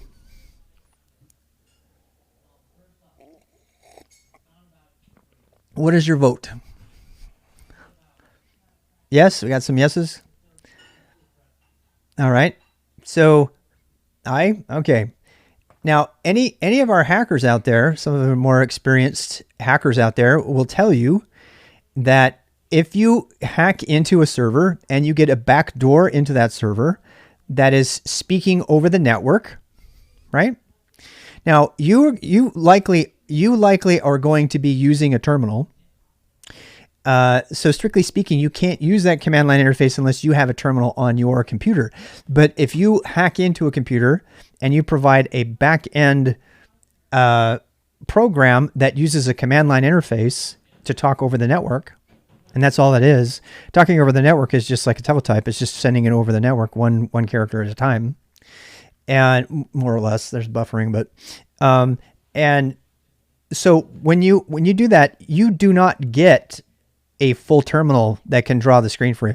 Has anybody ever, backdoor means breaking into a computer and providing a way for you to connect from the computer, the network, over the network to that computer so that you can enter commands on a remote computer that do what you want. And creating a backdoor is is basic. It's like hacking 101, right? It means that you've compromised the system and you've got a backdoor, but that backdoor has to have a way to access it. And a lot of the times when you access the backdoor, you are using a command line interface. You're not using a terminal on that computer. Now, you might be using a terminal on your computer, but you're limited to using a command line interface. Because why? Because let me ask another question. If I compromise a computer and I access a remote computer and I just have a command line interface backdoor, can I run Neo and T-Matrix on there? Can I run my Fishies program on there? You can't. And why can't you? Because what you've connected to is just a command line. It receives commands and it prints back output. It receives commands and it prints back output. And a lot of times it doesn't know about any kind of terminal. At least the remote session doesn't know anything about a terminal. And that's important because when you do that, I'm telling you this because you're going to ask me later, why do I just use Emacs or NeoVim? And I'm going to say, why do I need to learn Ed? You're going to say, why do I need to learn VI? Because even VI, which is visual mode for Ed, which we'll get to, does not work in a command line interface like that. So you're limited to single commands one at a time. And that's what Ed is. Ed is the standard Unix editor.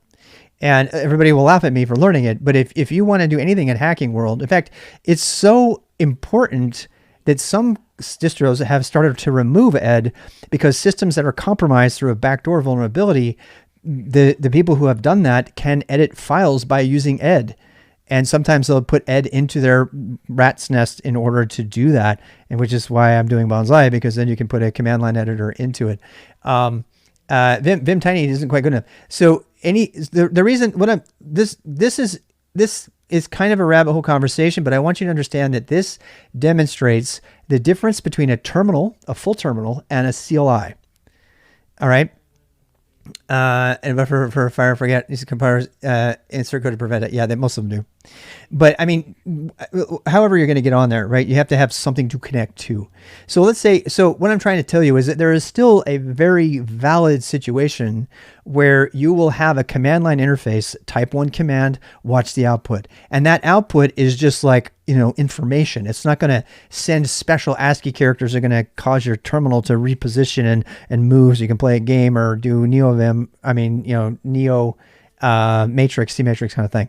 So I know that's a lot to say, but strictly speaking, a terminal and a command line are not the same. Okay. A lot of times to use the command line interface, you need a terminal, but you don't necessarily need a terminal to use a command line interface. In fact, a lot of people will use a website that contacts the backdoor, and they will use a web interface to talk to their backdoors. without having a terminal at all. So a command line interface simply means I type a command, the computer does something, and then it prints back data that I see. And then it loops back and it prompts me for more data. And I type something in and it prompts and it comes back. That is what the command line interface is. A terminal is a bigger word. It means, everything about the terminal experience, the mapping, the escape keys, the teletype idea, all of that. And then we have one last term to define. And I know I've gone way into this, but this entire boost is fundamentally dependent on your understanding of terminal technology, because it's all about that. And we're going to be referring to it a lot, so I don't feel like it's a waste of time. And then we have a shell. So the shell, strictly speaking, the shell has colloquially come to mean the command line interface in the terminal. People interchange these words all the time incorrectly, and that's fine, but people say a shell. But the shell, strictly speaking, the shell is an interactive program, and it doesn't have to be command line. It can be an interactive program that provides access to another system, a deeper system, a system that's got a kernel, it's more complicated, because if we didn't have a shell, we would have to write system calls and stuff in C in order to get anything done. So, and there's lots of visual implementations of a shell, of the Unix shell. Unix gets most of the credit for defining what a shell is. Yeah, well, kind of, yeah, not necessarily.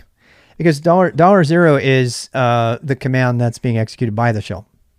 Okay, so this is actually probably one of the better pictures of it. So you have that. This is, if you were to peel back the layers of a computer. I mean, remember that teletype stuff I was talking about, and the punch cards and the ones and zeros and all that. Well, all of that is necessary to get the operating system. But then you have this like core operating system in the middle that's running all this stuff, and then you had what kind of calls in C? Yeah. Yeah, that's what I was going to say. System calls. Yeah. So this is how Linux works. You've got the kernel, right? And if you've been following the Rust stuff, there's all kinds of talk about Rust being able to write kernel modules, not the kernel. And most of the kernel these days is it's all written in C right now. And so there's this really low level code that's highly optimized. And when you hear about Linux, what you're really hearing about is the Linux kernel. And Linus Torvalds, most people don't know who that is, well, sure. So Linus Torvalds invented this. Linus Torvalds is the inventor. There's him flipping off NVIDIA, which you can't do anymore because NVIDIA just open sourced all their drivers. This is a famous picture of him flipping off NVIDIA he's well known for this picture. So Linus Torvalds is the inventor of Linux, the Linux kernel. And as Richard Stallman would remind you, that's all he invented.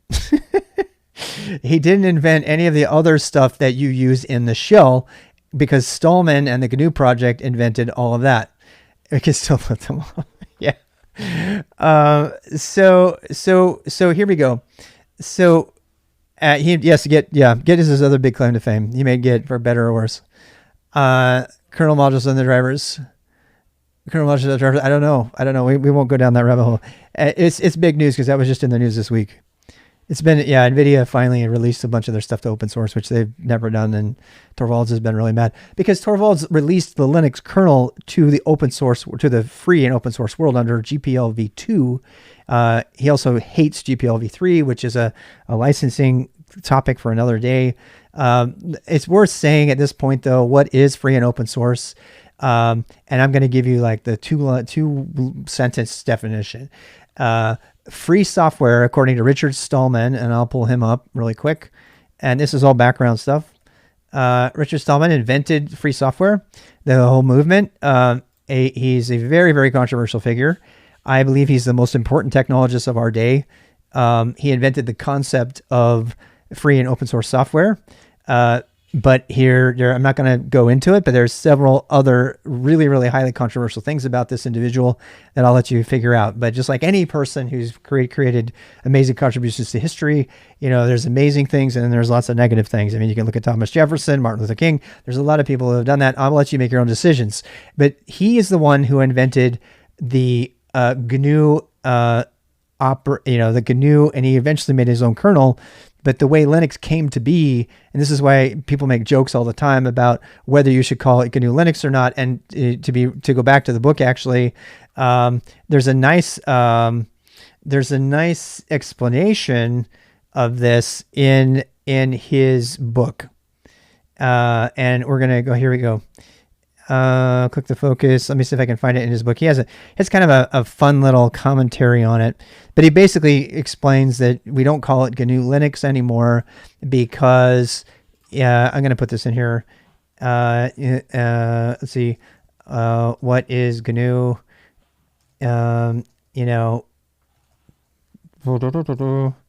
Who invented Linux, that kind of thing. I'm just going to put a bunch of stuff in here. So Linux, the name Linux, it used to be GNU/Linux. And the reason it's inappropriate to call it that, in my opinion, and I agree, is because these days there's been so many contributions from the open source community, people that gave their time and effort for free. GNOME comes to mind, that to call it that, with the slashes, you'd be having a million slashes in there. So for convenience, people have dropped the GNU, and Stallman is all up in arms about it. Without Alan Cox and any of those people, right? What would it be without GNU? Well, it would look, there's a bunch of stuff that's wrong with GNU right now. In fact, most of the GNU utilities are being replaced, and there's a lot of people replacing GNU utilities with Rust. In fact, I predict that within 5 to 10 years, first of all, the GNU stuff is ancient. The GNU stuff is so old that it needs to be rewritten anyway. And I think a lot of it, I'm actually rewriting a bunch of the GNU utilities myself so that I can make them into bonsai trees and put them in a single monolith that I can then download to a backdoored server or something and get all of it without having to deal with GNU. There are huge licensing issues with GPL v3, and I won't get into that. Suffice it to say that if Stallman had his way, nobody would ever have proprietary software anywhere, ever, no matter what.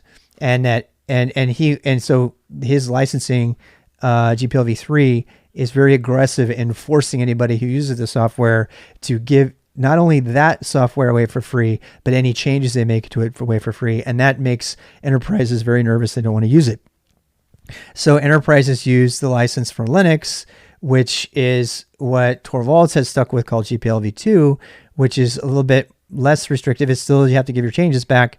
And then there's a whole other family of licenses that are about just giving your stuff away for free. And that includes Apache and BSD and MIT. So I think that's probably more than I wanted to say about that.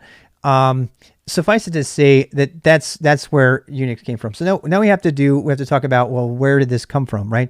So this guy invented GNU, which is the shell and all the tools related to it. Let's go back to that. So he didn't write VI and ed. He hates it. He wrote Emacs. But all these little things around the edges, it's these programs that run, they are running as interactive shell programs that do the tough job of communicating with the shell. And so they send the shell something called Syscalls, which are a C code, by the way. It's another reason you should learn C, because you can do an strace on something. In fact, let me see if I can strace something. I want to give somebody a reason to need to use strace of some kind. I don't know how fast I can do this, but let's try. I'm just trying to. So if you want to see what a program is doing, probably could on test process using as a target. Oh, right. All right. So this right now is just sitting there. It's not really doing anything. I wonder if I change some things, it'll do something. No, it's not doing. That's not a good one to connect to, I guess. But the point is that we're going to talk about process management and everything too. So all of these things are programs that are running on the computer, right? And they're usually running on the computer in the shell. And that's why I wanted to show it to you. So the shell is the layer where all the kind of human interaction is happening. And that's why it's called a shell. Now, the term shell has come to mean many other things. It's very confusing.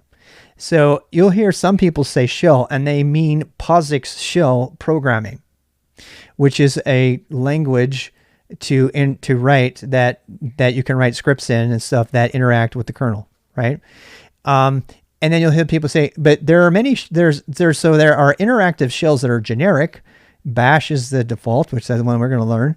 There's the K shell. These are different forms of languages for interacting with the generically, just with the whole thing. And those shell programs can bind together these other programs that all constitute the shell. So we will be using the shell. The shell is command line, but it doesn't have to be. VI is not a command line tool. VI can be a command line tool, but it's primarily a visual terminal tool, right? If you can interact with the kernel and C, then why would you imply you can interact with the shell as well? Well, yeah. I mean, you can talk to it. What I'm saying is that with the kernel, you can watch the syscalls come across, and they're written in C language. So, and they're using a specific library, or very complicated. It's basically, so the people that write programs that run in the shell make them so that users can use them. And that's the short definition of what a shell is. The short definition of what a shell is anything that provides an interface to the human that talks to the inner part of the system. And in this case, it's the kernel. But you could have a shell in any other language or any other system. It doesn't have to be Linux. But that's what a shell is. A shell is the layer that's there to talk to the human. And usually it's a command line, but you could actually have a GUI shell. You could have a GUI shell that provides the interaction and makes the interpretations, and then sends those commands and interprets the commands coming back, the messages coming back from the kernel. And then the kernel makes sure to get all that to the hardware. And that's really low level stuff. That's like assembly level kind of manipulation of memory and thing. So these are the layers. If you want to get all the way to the hardware, this is how you do it. And the shell is the outer layer. Okay, and then you do have some outside programs, application programs that run in the shell, like Chrome, for example. So I'm running Chrome, and Chrome is not, strictly speaking, a part of the shell, right? Chrome is not the shell. Chrome is I can execute Chrome from the shell. I can go to the shell and type Chrome, and it'll start it up, right? And so you have application layers that are kind of out here. Usually that's talking about, protocols and application GUI programs and stuff like this, graphic user interfaces.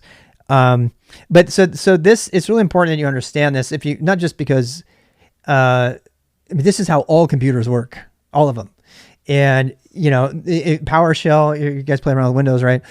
It's a different shell. So, I mean, if I SSH into Windows, right now I'm on Windows, I got a PowerShell. See how I enter commands into it? I'm now on Windows, and I made a remote connection, and now I'm on the Windows machine, and I can mess around over here. I can use my ls command because I have git bash installed, but otherwise it wouldn't work. I can use dir and stuff like that, and then I can go back and exit back out, and now I'm back on Anton again.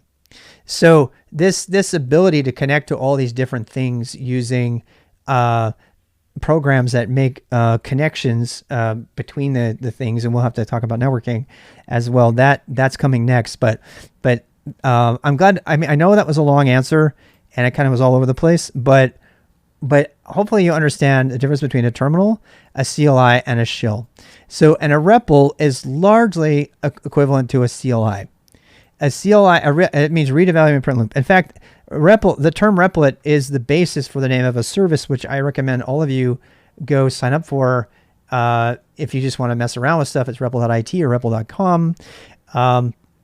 This is a place that has created, they've created a way to use through the web for any kind of stuff. So you can just come over here and click on create. This is REPLit.com, and I've had interactions with Amjad and the gang over there. They're doing great things. So let's say you wanted to write bash or go. You can practice your coding, or you can show off your coding over here without having a terminal. So this is a terminal that runs through the web. There's a lot of them out there, but and then they give you a shell over here. They give you an actual shell. And believe me, this is a real shell. When I first saw this is not an emulation. This is, you can collaborate. It's really good for collaborating. So if you have two people you want to work on a project together, it's great, particularly for learning. I recommend it. I'm not a fan of dependencies on the internet for any kind of project development. And eventually, you'll learn how to share Git repos and stuff like that.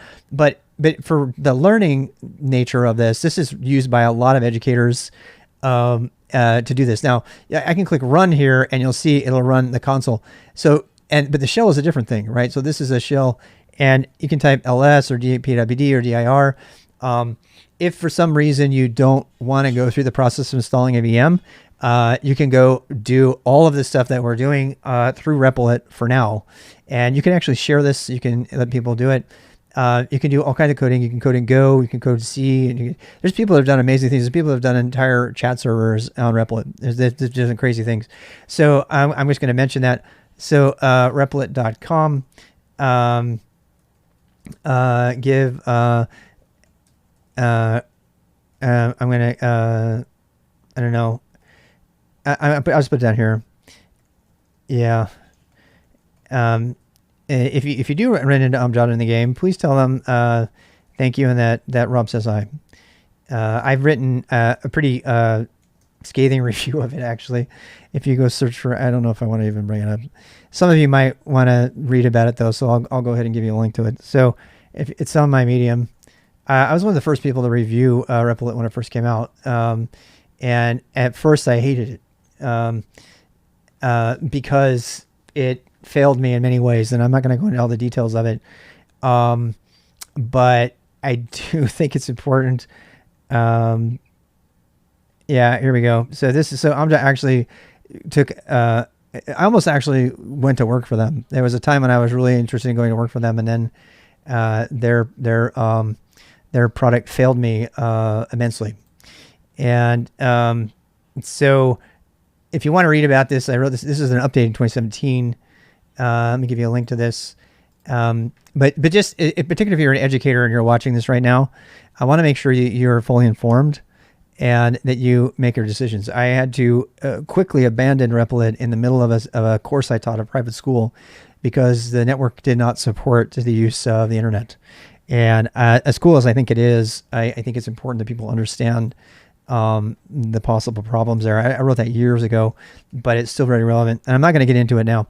But I want to just say how grateful I was for Amjad for responding, and he and I had some pretty positive interactions after that in email and everything. And I full disclosure, I did consider working for them for a long time, and then I ultimately decided against it. The reason I thought it was nice is because people didn't have to set up their own servers, and I was going to use REPL, and I was like, man, we don't even have to go through this whole VM crap, right? Wrong. You still need to know how to do this, and that was the realization that led me to think, no, we're going to go through it the long way, even if it takes me an entire day to go through it. It's probably about time for us to take a break here. I haven't been doing the Pomo session very well, but that has been kind of a whirlwind tour of Terminal CLI and Shell. We will come back to Unix, Linux could do a little bit, and we're going to talk about that. We've got the terminal installations going on. And I think when we come back, I'll do a little bit more about Unix and Linux. I tell you what, let's do some installations tasks, get some fun stuff done, and then I'll inject a little bit more of the history when we come up to the end. I don't know if we're going to get to Secure Shell today. Secure Shell, we might, but it's. I mean, we'll try. We'll see what we can do here. But I don't feel like not covering the terminal would be. I think if we had not talked about the terminal, it would have cost us later. And this is why I removed the final date for the boost, because if we need to push it out, we'll push it out. Install configure server terminal software. So we're going to take a 12-minute break, and I'm going to go ahead and start the Pomo for the break. Start 12 min. And when this is over, when we come back, we'll do some installation. We'll go back and install some software, and then while stuff is installing, we'll talk more about Linux and Unix. Okay? I'll put some music on during this time. The terms, okay. And it's fine.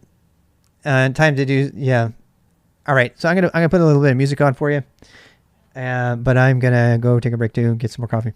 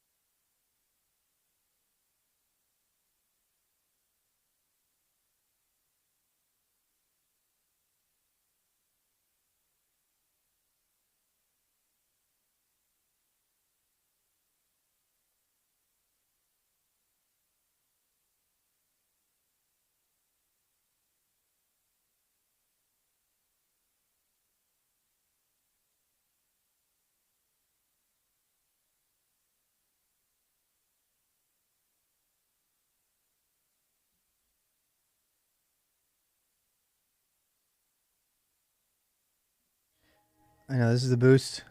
Cheers.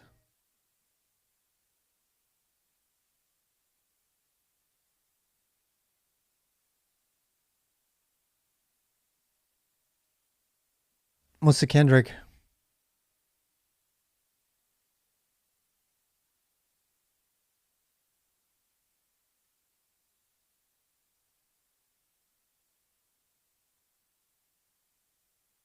I guess I can answer questions right now if anybody's got other questions.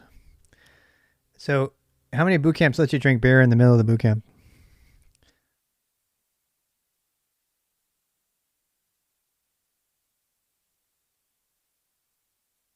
Oh, I'm so sorry. I don't know who that is. I'll have to go look.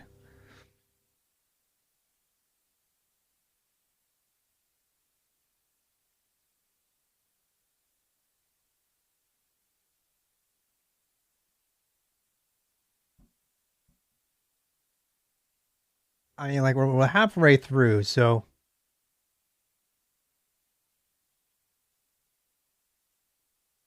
I mean, you know what I'm saying?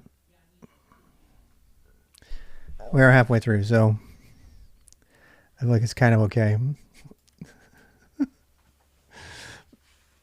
I think we got all our links in there, right?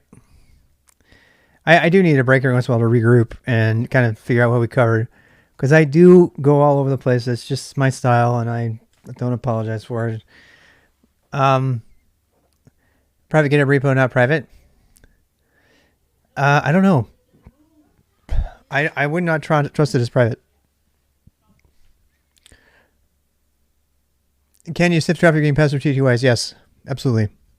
People do it all the time. In fact, we caught a hacker at Teleport doing that, and they put a sniffer on the TTY, and they were able to see every keystroke he did, and they actually brought the authorities in, and they showed him the guy hacked into our main server cloud using an old printer driver that had not been closed. And so he scanned he did the normal things to hack, right? He scanned our system. He found the vulnerability, and he got himself a back channel reverse shell, and he broke into our root systems at Teleport. And they watched him rather than turning him on. They put on a trace on the TTY, and they brought the authorities in, and they brought the IP address, and they watched it. And I remember, I'll never forget, Joey was sitting there in the blinky lights room, and I remember being kind of a noob who didn't know about any of this stuff, and I was sitting in the back watching this go down. I mean, they had lawmen, police officers were there, and they were watching the TTY being traced. And it was just like a movie. I swear to God, my early experiences with Linux and Unix would be tantamount to something that you would see in a movie, because I was in it. It was just so cool. Yeah, the kernel space is crazy. Yeah, I did a lot of CGI back then, actually. Yeah, and I had to know how to make really secure CGI scripts. I wrote a setuid root CGI script. And I wrote a C wrapper for it, and so those of you who know it. We created the first web tool ever. This is like way before GeoCities, and it was called Teleport Web Weaver, and it was kind of fun because the product I had made, I took the bus to work and stuff, and I one day I was sitting at the bus stop, and this bus came up to pick me up, and it had a massive advertisement on the side of the bus that was the software I wrote. It was really, I know I'm flexing a little bit, but my God, it was so fun. It was so cool. It said Teleport Web Weaver, the only place to make your own web pages. And I wrote that shit. I wrote it in CGI and Perl. And in order for it to save to a user's directory as the user, it had to run as root. So I had to run as setuid root wrapper, which is really dangerous because if I did anything wrong, then they could break out and get root access. But you believe me, the Linux guys, the Unix team over there, they beat that thing to death. In fact, SKILSTAK passed an entire core dump to my program over the internet to see if he could make a buffer overflow. And my program put up with their testing. I mean, these guys are guys that goes to DEF CON and Black Hat every year. And they were trying their hardest to break it because everybody wanted it. And except for the admins, they're like, I'm not running that SUID root thing from this Mac guy. Because I was, doing my development on Mac back then. I was just a web guy. And I proved it. I held up. I think that's the first time that I probably won a little bit of respect in the eyes of the Unix team.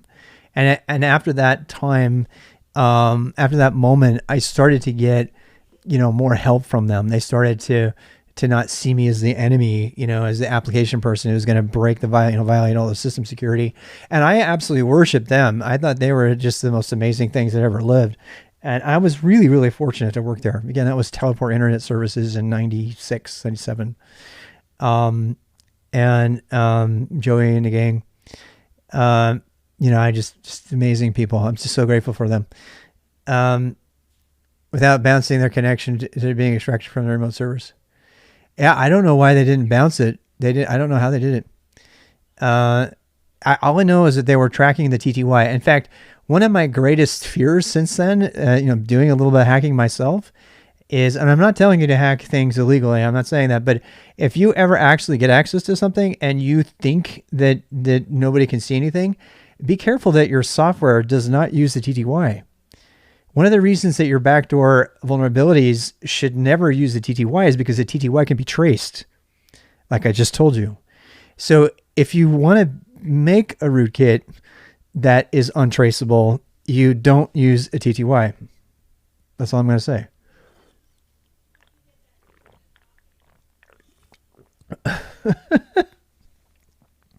Look, I said, so you may be wondering why I'm going into such deep detail on some of this stuff, but one of the target goals of this boost that I've said so openly is to produce security professionals. It's to produce cloud infrastructure people, developers, backend developers in particular, and infrastructure, security people. And the infrastructure security people who don't understand the nature of the TTY and how it can be traced are going to be made aware of that in potentially uncomfortable ways. So I want to make sure you understand it. It has to live in the firmware, which you can do now with eBNF. So there's ways to do that now. We got 2 more minutes, 1.5 minutes left to geek out. It's Unix. What? Yeah, we're not showing it's Unix system. It's the Unix system. Let's start with that, VMT. Let's start with that. Should we start with that? I'll go cue that up. Yeah, we got 1 minute. I haven't been running any ads or anything. I'm sure people are being interrupted. I've been a horrible streamer today. Normally, guys, so I'll queue up I'll run all the ads during our break so that you're not interrupted. But at this point, I'm just being lazy. I'm sorry. So let's go watch It's a Unix System. Yeah, we got to see that. All right, so I got to get my clips thing running again. I mean, that was the best. I have beer burps in your ear.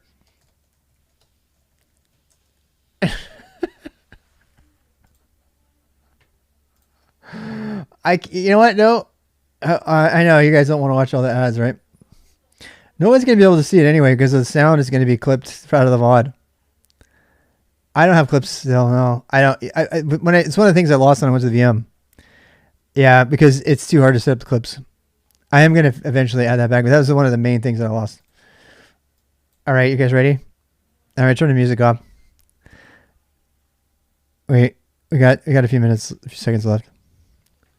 I turn my music off. All right, so, yep. All right, so Pomo's over. So welcome back. I'm still drinking beer and stuff. So VMT reminded me of this great quote. So we're talking about Unix and Linux. You got to know about this. This is kind of a meme in the Unix world. I'm sorry if you're watching this on YouTube. You'll have to go look it up because it can be muted. But there's the URL. Here it comes. Here it comes.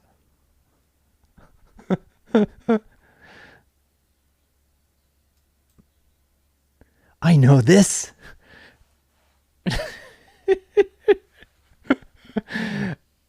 I know this. I mean, when's the last time you've ever seen anybody fly through the screen? It's a GUI. I know, it's a GUI. It's not a Unix system. Nature finds a way.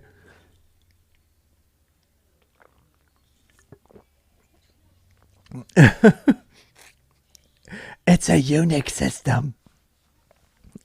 Look at them. They're flying through directory trees in 3D. There's actually a quote. There's actually a quote about this. There's a quote about this in Mr. Robot. There's a quote about this in Mr. Robot. I'll have to find it for you. Yeah.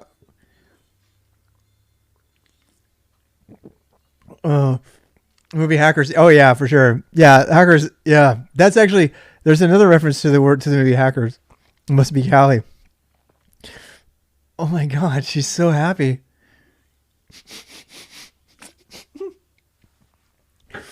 If you want to see a true Unix system, you got to go watch this. And this is now a Christmas tradition for SKILSTAK and for us on our React Rob.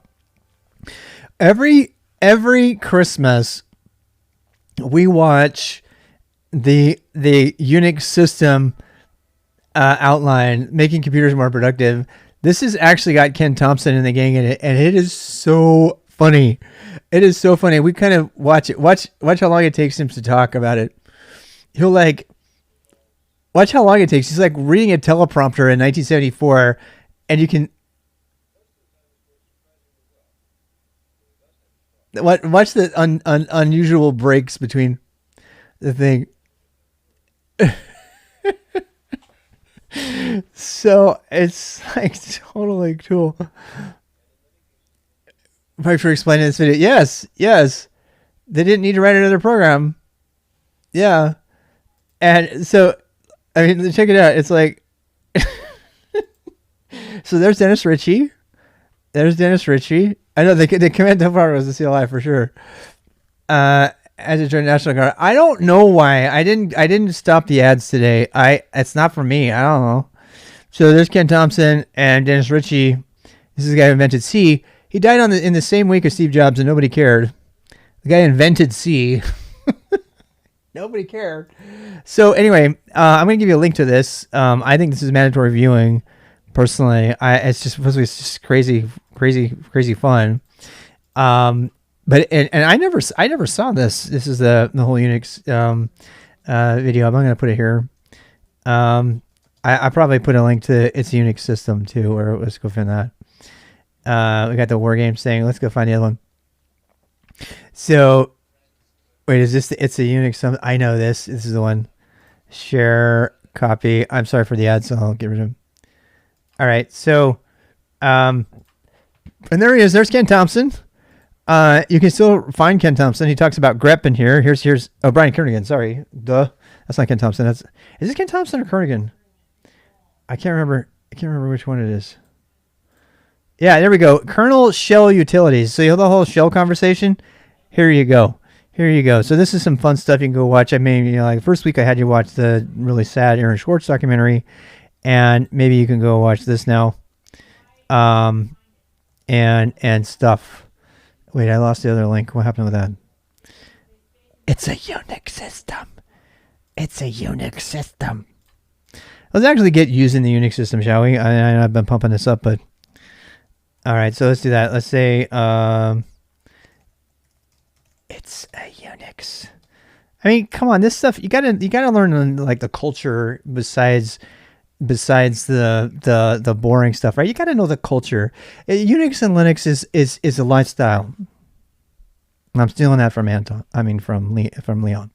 Leon says that tech is a lifestyle. Well, I'm going to go so far as to say is that Unix and Linux is a lifestyle. It really is. Having growing his Unix beard, he kind of is, yeah.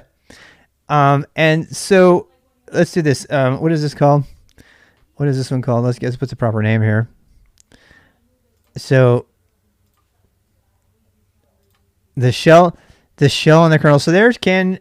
I want to say that's Ken. Is that not Ken? Oh, it's Brian Kernighan. I keep forgetting Kernighan and Ken Thompson. Brian Kernighan, Ken Thompson. Actually, Thompson is the one in the video, I'm pretty sure. Someone correct me if I'm wrong, but these are some of the most important people. I mean, you got to know these names if you're going to be in the Unix Linux culture. So Ken Thompson, Brian Kernigan, and Dennis Ritchie are the most important people in the entire Unix world. And if you don't believe me, go watch their videos of them talking at a conference. Ken Thompson sitting there, he works for Google. He was one of the participants in the Go thing, and he gets a standing ovation just for being on the board, just for being on the panel. And he's just sitting there. He's all retired and everything, and because they're so famous. They're so famous. Yeah, probably porn fault. Yeah. So, AT&T archives the Unix operating system. So I'm gonna put this in here. I'm giving you a bunch of links, so some other stuff you can go watch. It's really fun, as quote unquote homework. But the homework here is, of course, just fun. It's not really, serious in any way. And so we'll put that there. And so what's the difference between Unix and Linux? Let's go ahead and just cover that real quick since we're kind of on it, and then we'll get into the installation, and then we can be all about that for the final hour. Excuse me. So what's the difference between Unix and Linux? Anybody want to take a stab at it? Practical applications are as inspiration and design. Yes. So what is the difference between, as I drink my beer, what is the difference between Unix and Linux? Ready, go. Go. Type as fast as you can. What is the difference between Unix and Linux? How many of you know that? Or you can guess. If you want to guess, that's fine too. One has an L. That is the best explanation I've ever heard. Oh my God, that is the best explanation. You're my new favorite person. One has an L.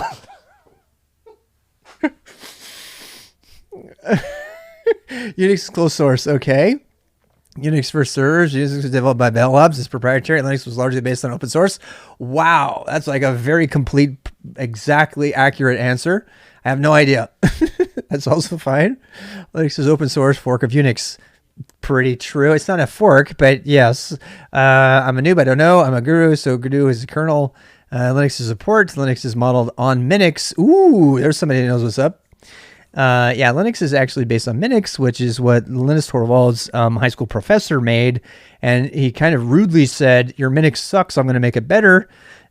Don't believe me, go read about it. It's all written in the original post for the first Linux operating system. If you want to go find that, I'm going to give you a challenge here. It's kind of an Easter egg challenge. Let me turn my Pomo off. It's giving me a heart attack here. I'm going to turn my Pomo init.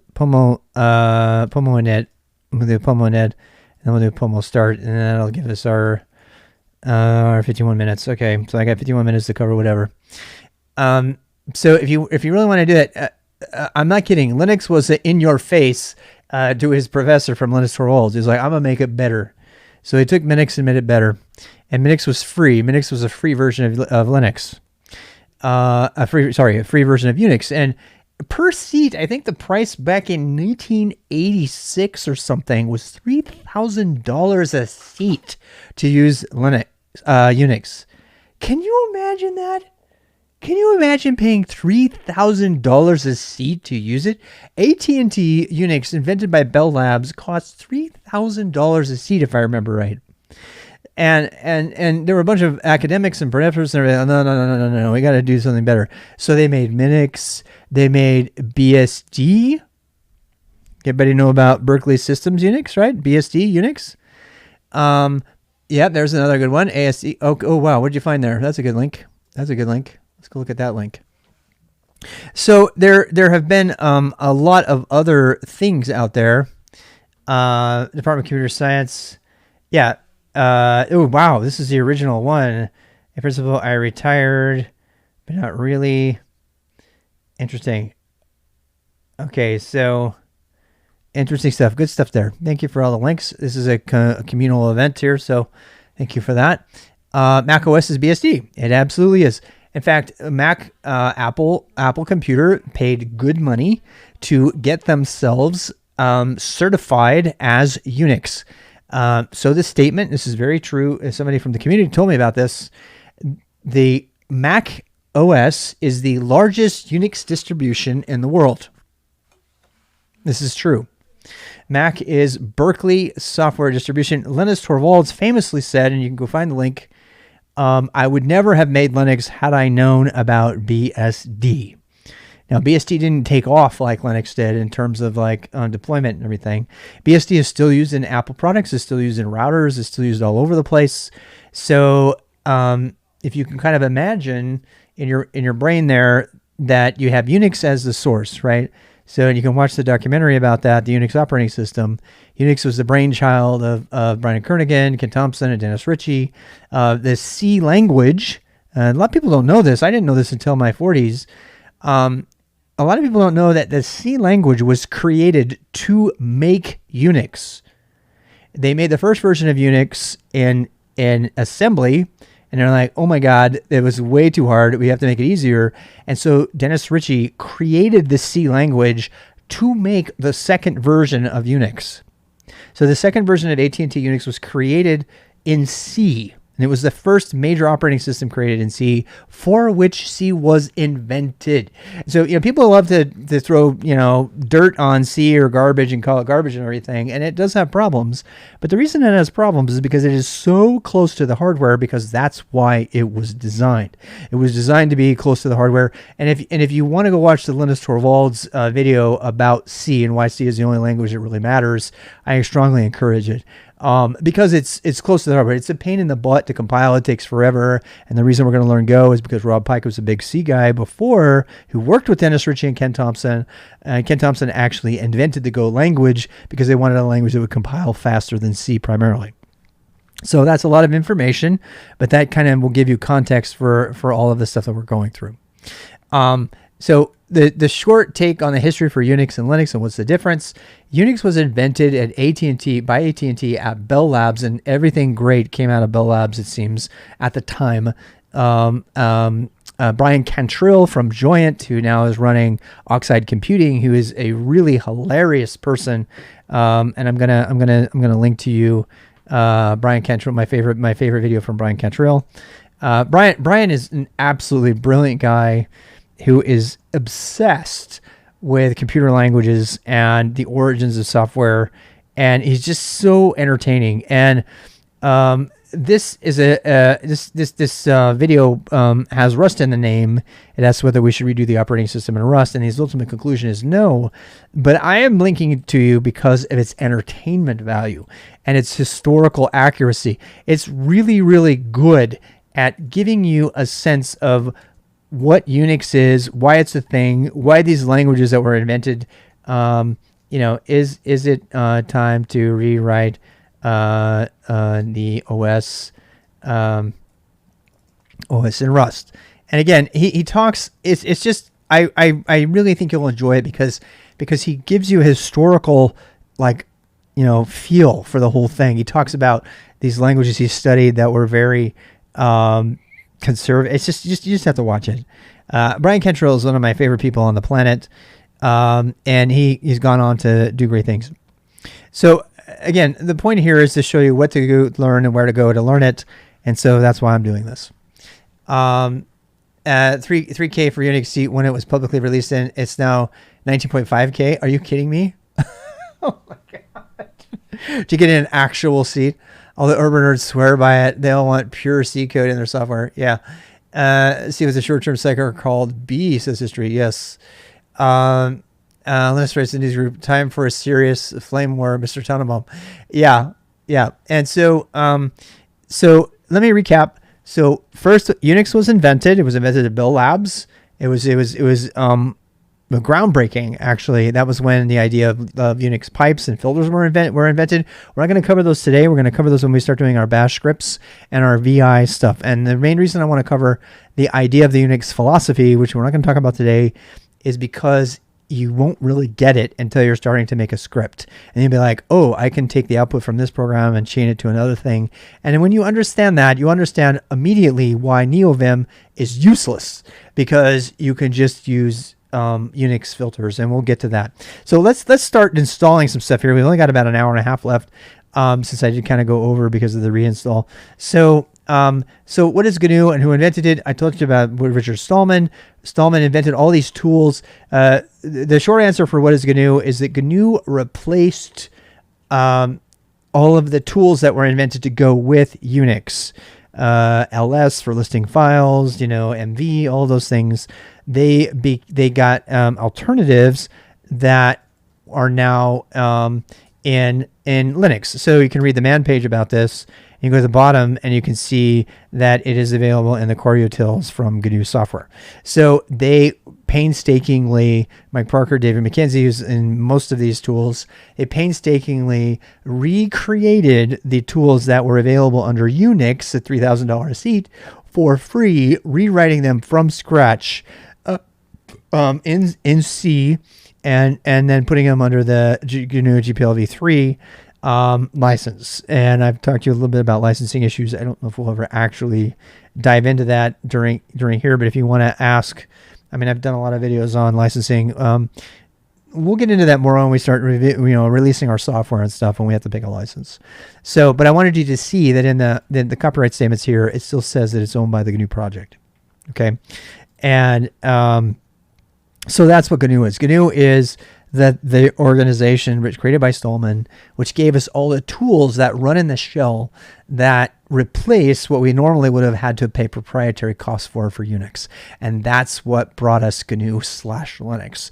Linux being the kernel, because Herd wasn't ready at the time. Herd was the kernel they were trying to do. It was using a different architecture, which was harder to deploy. They eventually finished Herd, which is kind of a joke in the community, but nobody uses it. And Torvalds' Linux became the standard, and now the term Linux has become the standard way to refer to the Linux kernel and all of the other stuff in the ecosystem that go with it. So what is GNU? Who invented it? So that covers that. The basic system update and package management. All right. So it's time to start doing something with our kernel with our system that I had to reinstall. So here we are back. Stallman was shocked that MIT sold the rights on Lisp when he worked hard on the documentation and the idea of real free software was founded. Yes, this is interesting. grep was written overnight. I thought it was pretty crazy. Yeah, did you see actually, Ken Thompson does a whole thing about grep and where it came from. Grep, for those who don't know, is a command for searching through text files and stuff. That's one of the commands we will learn. And you'll understand why it's called grep, but there's a great video on it.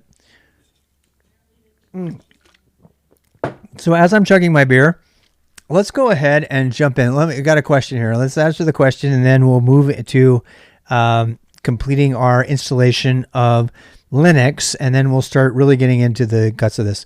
And I promise you we'll spend at least 60 minutes on this, whether or not we're going to go over time, because I want you to start having something to play with. Even if we don't get it, I don't know if we're going to get it SSH set up today. We might, though. It's not too hard. So. But the problem with getting SSH set up is to do it right, I have to talk about security with you, and we have to talk about certificates and all of that stuff, and that's probably a good hour conversation. So we'll at least get the command line navigation going today. What are your thoughts about companies refusing to use a personal GitHub project on an employee directly because of security reasons? So they ask them to copy code into their own source control. Does employee lose access to continuing development on the code they add in GitHub? That is a very interesting question. Kane, I don't think that directly relates to the stuff that we're covering today. Please remember that question and ask me during my when I go on my IRL walks. I'm not trying to put you off, but we are doing boost stuff. So, I want to focus on stuff this is all going to YouTube, and I want to stay on topic as diverse as I am on the topical thing. I'm not trying to put you up, but that is a really fantastic question, and I don't want to lose it.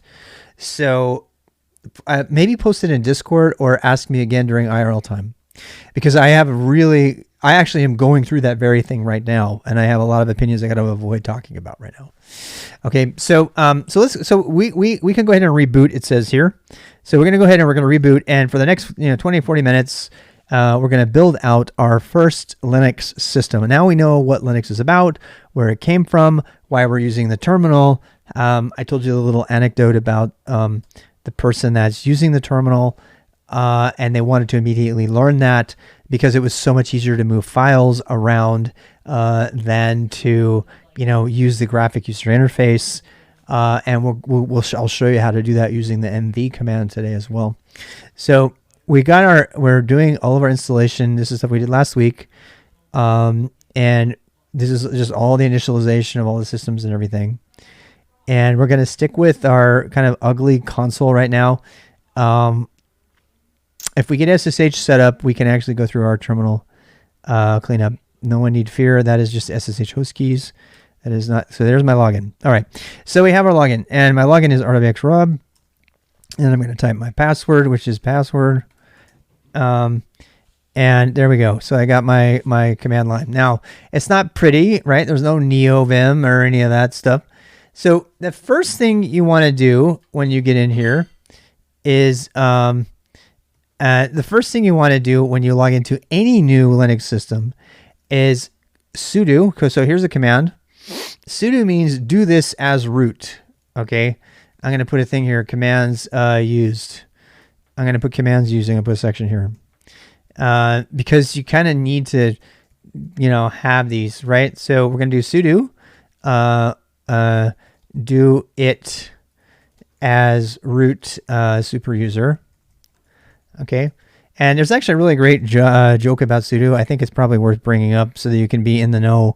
I like to teach people the culture of the tech industry as well as the tech of it. I mean, a lot of teachers are not going to go into that for you, but if you don't know about xkcd is like the standard source of coming. One of the guys that I mentored made as one of his projects the xkcd clip extractor, and he's still going strong. The guy who does xkcd is still going strong with it. I swear, don't kick me out of the Linux Club. Exactly. I know there's like so many fun things here, but there is a specific xkcd about sudo, and I actually have a T-shirt that doesn't fit me anymore. I gave it to my son, that I love, and I forgot how to search here, so I'm gonna go find it. Where's the search thing? I can't find it. Does he have a search? Oh my god. I'm gonna have to just do a general search. Actually, he made a scraper. He made a program that scrapes all the xkcd stuff, so that he can search through them. I didn't realize there's not an actual search engine here. It's kind of lame. Did you find it? Oh, y'all found it. Okay, good. Let's just use yours. Yeah, there we go. So make me a sandwich. What? Make yourself. Sudo make me a sandwich. Okay. So this is on a T-shirt. You can get this T-shirt if you want. Speaking to T-shirts, we're gonna have SKILSTAK IO T-shirts that have on the back. I'll zoom in. Yeah, I'm doing product placement. Oh my god, I am such a bad person. Speaking of T-shirts, so I have thousands of these SKILSTAK IO T-shirts left over from SKILSTAK. If you want one, let me know in the Discord, and we'll figure out how to get you one. On the back, it says "Learn Code, Save the World." SKILSTAK.io. This is swag I have left over from SKILSTAK. I need to get rid of. So I just why not tell you about that? And so sudo is please, yes. So what does the binary say? The binary, I'm not going to tell you. It's actually part of an Easter egg. It's part of an Easter egg which I have yet to finish doing, but I'm not going to tell you. My SKILSTAK shirts are the first step in my van. I have to figure out what to do because my van had another clue on it. I have this like really big Easter egg treasure hunt set up for SKILSTAK.io, and a lot of those pieces are not there, but I plan on putting them all back. And it's an educational Easter hunt that has a lot of binaries, like doing Mr. Robot, quests and stuff like that. So that stuff's all coming. I just wanted to mention that. But the way, like an org, yes. All right. So the internal source code doesn't come from forking GitHub projects, so you can't fork it. Yes. So Unix. So to answer the question about Unix and Linux. So Unix came from AT&T Labs and a bunch of other side things that were like Unix like they say. BSD was included, Minix was included, And Minix was what the professor, Linus Torvalds, college professor, made, and Linux said, I'm going to do it better. So he made Linux, which was an improvement on Minix. And so then you have Linux and you have BSD being invented in kind of different places in the world simultaneously because of the internet. And they both continue to be used. And BSD tends to be used for highly secure things because they tend to not want to make a lot of changes to that. And there's still a huge BSD Unix following. I told you about Apple Unix using it. Some of the commands, however, are different. Linux, however, won the server war and became the basis for cloud-native computing. And now you have Red Hat, and you have SUSE, and you have OpenBSD, and all of the different kinds. And I'm not going to go into the weeds on that. You can easily do a search for Linux pedigree, and it will show you sorry, that's not it. Images. It will show you, there's like many things that will show you all the different places about where Linux came from and how we ended up getting it. So that's where we are, and I'll let you look at that. You have the family trees, you have Slackware, and it's important that you go through this, and this is some kind of hardware, kind of homework, because people will make references to old versions of Linux as jokes. Oh, I only use Slackware, and you might want to know where that fits and why that joke is funny. Some people say they only use Manjaro or Arch or Linux, or what's the difference in Mandrake? Where did Kali Linux come from? So that culturally, you might want to look up that stuff, but it's not real. Gentoo, what's the difference between Gentoo and the LTS? Linux from Scratch, LFS, is a book that tells you how to make your own Linux. So that's like a whirlwind tour of all the Linux distros, and that's all that I'm going to cover about that. We're now going to focus on the Ubuntu Server distro, which is one of the three main distros that are used by enterprise, and they are Ubuntu Server, Red Hat, or some derivative of Red Hat, and SUSE Linux. Those are the only operating systems that matter to get a job. Arch and all the other flavors are cool and all, but they are not central to getting a job and maintaining a job. You have to learn one of those, particularly Red Hat and Ubuntu, if you want to consider yourself a Linux professional. So let's go ahead and do the installation. So we've got sudo here. Gentoo is the one. Gentoo is a Linux distro where you have to compile everything, and everybody thinks it's really cool until they start it, and then they compile everything and they're like, oh my god, what have I done? And then they never want to use it again. Am I wrong? All right, so here we go. We're going to go ahead and do our first command. Do Arch get you a job at Valve, and that's it. I'm not saying don't use Arch, just don't learn it first. Don't learn. I don't think you. Yeah. By the way, most of these days, and we're going to get to package management next. We're going to make it there today. Most of these Linux distributions these days are distinguished. It used to be that Linux distributions were distributed by what they look like, their graphic interface, but not so much anymore. Mostly these days, Linux distributions are distinguished by their package manager, and that's what we're about to use. Okay, so the most important package manager for every Linux person to lose is apt. I don't even remember what it stands for, but apt is the baseline package manager for Debian packages. That is Debian. So Ubuntu is Debian, which is a distro, and that has become the basis for all desktop Linux systems that matter. Now, we're not even going to include the Arch ecosystem in this right now. Arch has its own package manager, which is entirely different and very notably independent from any kind of vetting or everything. So it makes it kind of like the wild, wild west. And that's why Arch will never be in the enterprise, because it's too dangerous. It's just too dangerous. But apt, Advanced Persistent Threat. So we're going to use Advanced Packaging Tool. I don't know if Red Hat uses apt. Red Hat has its own thing called RPM, and I actually wrote several RPMs. But if you want to be a Linux administrator these days, you need to learn Red Hat, and you need to learn the package manager for Red Hat, and you need to learn Ubuntu. Those are really, really, really key. And there's nothing wrong with you learning Arch and all the other crazy side quests, Kali Linux, which technically is neither Debian nor Red Hat. It's its own thing. It actually comes from Backdoor, which was Knoppix, which was originally the Linux distribution on a CD. but it's irrelevant unless you're doing security. Kali is like primary for security because it bundles everything in there. And frankly, if you're going to do security, you might be able to get away with doing Arch or Parrot or Black Arch or any of these other distros. But we are going to focus on Ubuntu Server for this particular first boost. And then I'm going to leave it as an exercise up to you to learn the other Linux distros after this. If we tried to cover every Linux distro and every variation on it right now, we would be here, all year. We wouldn't even get to anything. So we're just going to cover APT. Most of the enterprise desktop distros that are allowed, specifically Ubuntu desktop, are based on APT. So the first thing we have to do is a sudo apt update, and that will ask me for my password. And this is going to go out and it's going to say, it's going to get all the latest lists of that, the stuff that comes from the internet to tell it like what servers do I need to look at. And then the next thing we need to do is sudo apt upgrade. Now, this is not something to do lightly. I'm going to say that right now. And you can do -y if you don't want to do the names, but this is actually going to take your Linux distro and take it to the latest level. And you want to do that for security reasons and a number of other reasons. But you don't want to do that lightly because you may actually break your Linux distribution. If you're doing this later, like after the first one, because when you log in every time, it's going to tell you, hey, you're behind, you need to catch up.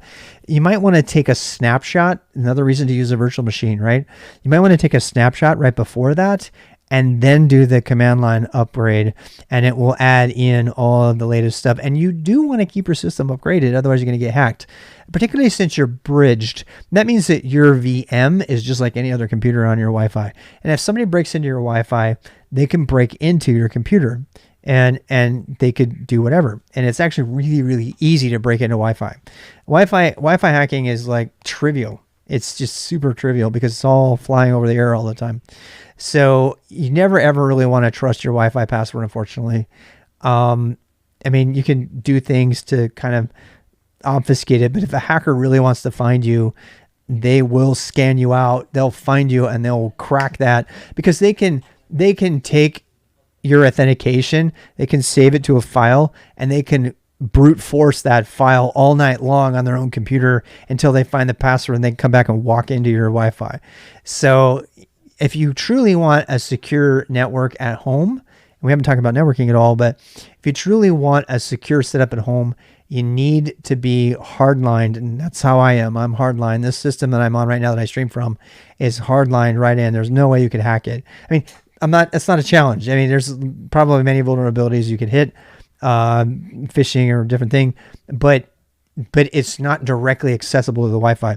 Now, I have a ton of other devices on this network that are accessible over the Wi-Fi that could get hacked, that would give you access to come try to hack this from internally on my network. But if you want a secure network, use a hard line. That means use Ethernet. And we haven't talked about networking yet. I'm getting ahead of myself, but I wanted to show you that. Which services should be restarted? I don't really know. So I'm going to go ahead and click OK and accept the defaults here. It's trying to do its thing. No VM guests are running, so the hypervisor key moving binaries. Okay, so that's all. So what are the two commands that we did there? Brute forcing WAPSK, yeah, apt versus apt-get. We're going to talk about apt versus apt-get. The short answer on the apt versus apt-get, let's actually put a thing here about that. Let's see,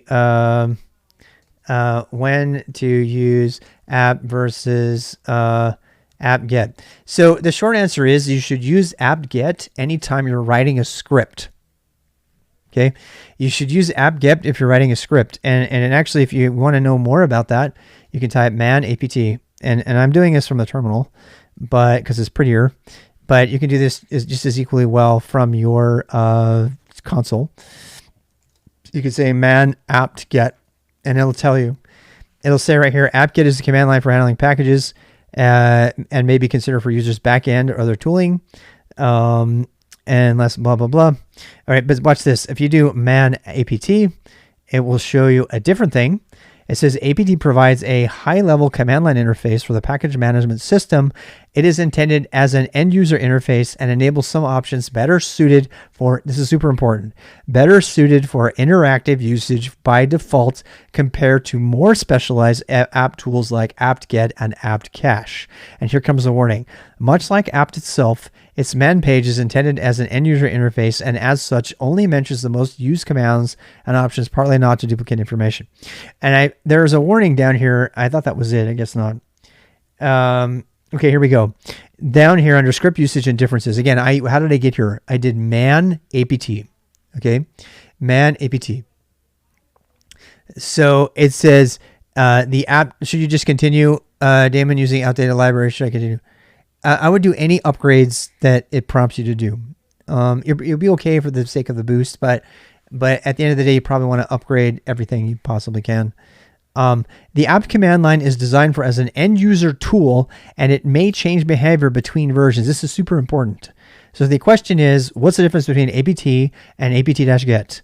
And while it tries to not break backward compatibility, this is not guaranteed, either if a change seems beneficial for interactive users. In other words, all of the features of apt are available in dedicated apt tools like apt-get and apt-cache. Apt just changes the default value of some options.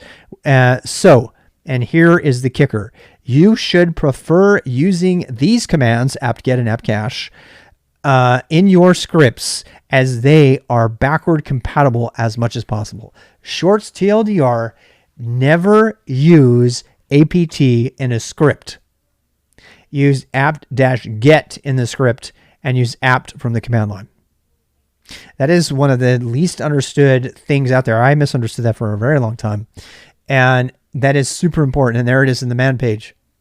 Okay, so if you are going to codify something in a script that's going to be used for any amount of time, I mean, there's nothing stopping you from putting apt in a script. If it's just a one-off, whatever from the command line, you can probably do it. But if you want the script to live on, you should get in the habit of using apt-get and apt-cache instead of apt. Apt is designed for interactive use, and it's going to get changed all the time. So if you want your scripts or whatever you make that uses apt-get, make sure you do that for sustainability long term. Okay, so I'm glad somebody asked that question. That's a really important question, and now we have it kind of in our boost notes here.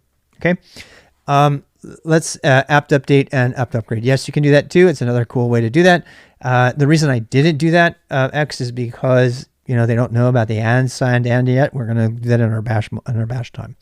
In case anybody was wondering what's up with that, the and says do the next command if the first command succeeded, but we haven't got there yet. All right, so really simple and essential shell commands. So our system should be totally up to date now. Okay, and now we need to learn the absolute basic commands, like the most basic commands. Some of these I already covered, but now is the time when you need to start taking notes and writing things down, okay? And I'm going to cover the ones for dealing with the basics of the file system. So command use, we use apt, use interactively only, use apt-get in the scripts. Okay, and then we have, and actually we did apt update, and let's see, update all the sources for packages. We did, which one did we do? We did apt upgrade, and that will upgrade all packages to latest versions. So, as I said, make sure that you take a snapshot before this is our first image, so we don't really care. But later on, if you do, I cannot tell you how many times I have totally borked my system by doing an apt upgrade. Another reason to use a VM is you can snapshot that and then do it. And if something goes bad, you still have everything. You're not, stuck in the water, dead. So we've got that. So sudo, I'm going to go ahead and put these here so people don't forget. Sudo, what's up with sudo? We're not quite ready to mess around with sudo yet because we haven't learned VI, and we're going to try to, next week, we're going to learn SSH and VI unless we get to SSH tonight. Okay, so the next commands we need to do basic commands. Now, some of these commands I covered already, I'm going to cover them again. Okay, so ls is list the files. List the files in the current directory. Now, if you don't provide anything else, that's what it's going to do. So or do ls. Let me see. There's nothing here. If you do ls-al, we did that last week. That lists all the files. Actually, let me show you the man page again. These commands are getting repeated this week, but I think it's important. Show manual information about a command.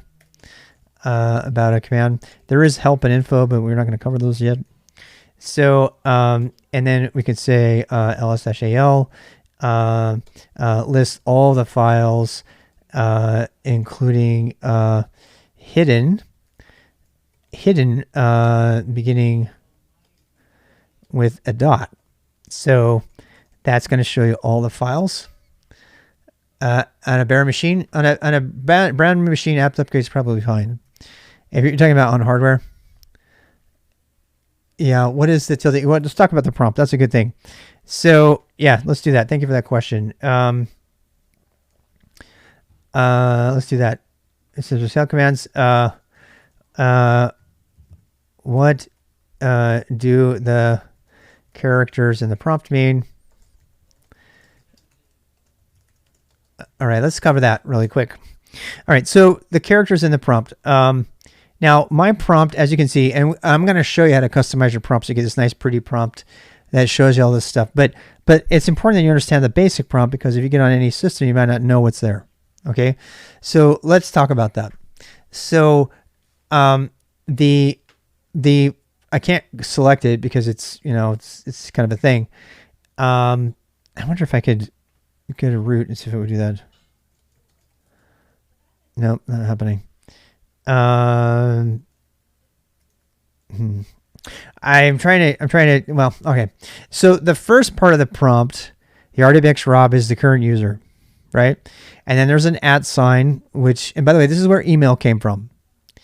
So email addresses were, so, you know, I'll give you a short story on an email thing. So once upon a time, all of these different, you know, Linux, Unix systems existed in tandem. And generally speaking, so like at a university, you'd have like thousands of people sharing a same system. And that's where the username came from. And back in the day, that was limited to 8 characters. Yeah, MUDs and stuff.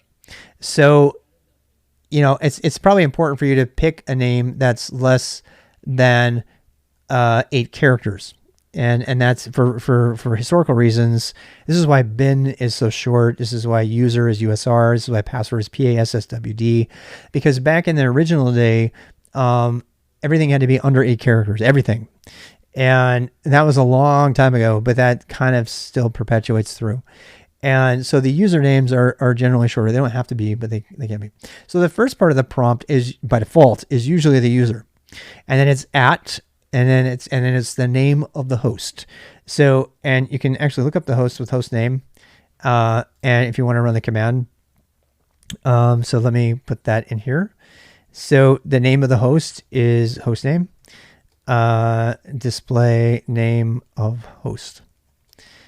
And we'll get into, you know, how you can look at that more. I mean, the host name is actually stored in a file called etc host. No, I got that wrong. Host's name, there it is. So it's in a file. You can't just change it, but it's also an etc host. And we'll talk about the file system eventually. We're not going to talk about it right now. We have to wait until we talk about networking until we can talk about all these etc files, right?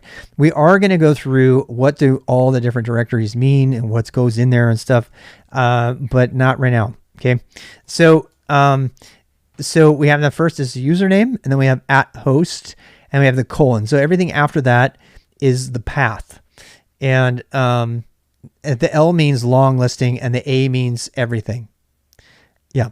So the L means the long listing. So if you just do an ls like that, it doesn't show anything. ls-a, it shows you the hidden files. So that's all the files, including hidden. Hidden files begin with a dot. And if you do ls-l, it's long listing. but since there's nothing there, so ls-la says, show me everything, including the hidden files in long form. And that shows you a bunch of data that we're going to go through either today or later. I don't want to get into permissions, but you can probably already see the RWX. That's where my name comes from. And we're going to get there. Okay, so let's stick with the prompt for a bit. So the first part is the username. The @ is what host we're on, and then we have the host name. And then you have the colon, and then everything after the colon is the path. It's the current path to where you are in the file system. And now that's probably a good lead in to, well, what is a file system and what is that, blah, blah, blah, blah, blah. So, and then the command we already talked about last week is pwd. That stands for print working directory. So a directory is, strictly speaking, it's a table that contains all of the things that are in that directory. And then the name is actually an inode in Unix. So the Unix, the name is an inode. And that's where the term inode comes from. So I'm going to go ahead and put a reference to this really quick. Yeah, and the tilde means home. So it's just a shortcut for home. So that's all that's up with that. You don't need to stress about that. Okay, so we're kind of getting into the file system thing, so I think we can cover that with the character prompt. Okay, so what is an inode? So an inode is an entry in the directory. And the reason I have to call it a directory instead of saying, well, isn't it just a file? So why everything is just a file. So, and you know what? If we don't cover anything else but this today, I feel like that will be good, and we can start with Secure Shell next time. But Secure Shell we really have to cover well. So let's cover the file system stuff today. We got 14 minutes. We can cover that. So when people use Unix, the very common thing to hear out there is everything is just a file. And this is a big part of the way Unix looks at the world. And it's not just Unix, everything that's been based on any kind of Unix, even like NT kernels from Windows. So what is an inode? An inode is an entry in a table. And what is a table? A table is like, you can imagine there being a big file and it having like a key name and then something that it points to, like a key value pair kind of combo, just a really simple table. You can look something up. And so a directory, strictly speaking, is a table of inodes, and those inodes have names, and there's different types of inodes. And one of the inode types is a file, a plain old text file, right? Another inode type is a directory or another table. A directory itself is an inode. And it's important that you recognize the term inode. If anybody's done any formal computer science, you may recognize the term node from, and this is where Node.js gets its name, from the data structure called a rooted node tree. And that's what a directory is. A directory is a rooted node tree. And if you really care about data science, data structures and algorithms, pay attention when they talk about a rooted node tree, because that's what an inode is. I stands for information, and a node means it's just a node in this huge rooted node tree. And you can kind of look at that, right? So what is the root? And by the way, they use the term root. What is the root directory is slash. So we'll learn the CD stands for change directory. So go to CD to slash, and that will change us into the root directory. And if you wanted to, you could call that the root inode in the root, table. And you don't have to use those formal terms, but I want you to understand that when people say everything's just a file, and that includes devices. If I plug a USB stick in here, it'll show up and it'll look like a file. It's not a file, it's an inode. It's an inode of type block data device, And so all of these different inodes have different types and stuff, right? And where you are at any given moment. When you log in, if you CD just with a space, a lot of people don't know this actually. For years, I was always typing the tilde, which is kind of hard to type, and thinking it would take me to home. Well, what's home? Home is /home/RWXRob. That's where I live. All my stuff lives there. On the Windows system, it's the equivalent of going into your home directory on Windows, right? and that's where you can put all your stuff, and you can imagine yourself being on a system with thousands of users. You're not, but if you were, you would all have different home directories, and you would not be able to see each other's stuff depending on how they set up permissions, which we probably won't be able to cover today. But that's what's up with that. That's what's up with the permissions and stuff. So what I want you to understand is the directory structure and how that works right now. Most of you probably already understand this. You've already played around with directory structures. It's just a textual representation of a path that is the same thing. Now I can't show you that here, but I can kind of give you a simulation. If I go to this PC, right, I am now in the root of the C drive. Now this is a same thing as a directory structure, just in Windows, right? So I can click on the C drive and I can see all the stuff that's here. So then we have, this is all the stuff that's in the root directory here. You know that there's no home or anything because this is Windows, but for the sake of, playing around, we could go to users, and then you'll see, hey, there's my users Rob, right? And this is actually the equivalent of tilde on a Windows system. So let me show you. If I am on a Windows system, it's actually different in Mac. So if you're on a Mac and you go on your terminal in a Mac, we need to do terminal installation. Hopefully you guys will get that installed. I'll set up for the iTerm to root to conversation next week too.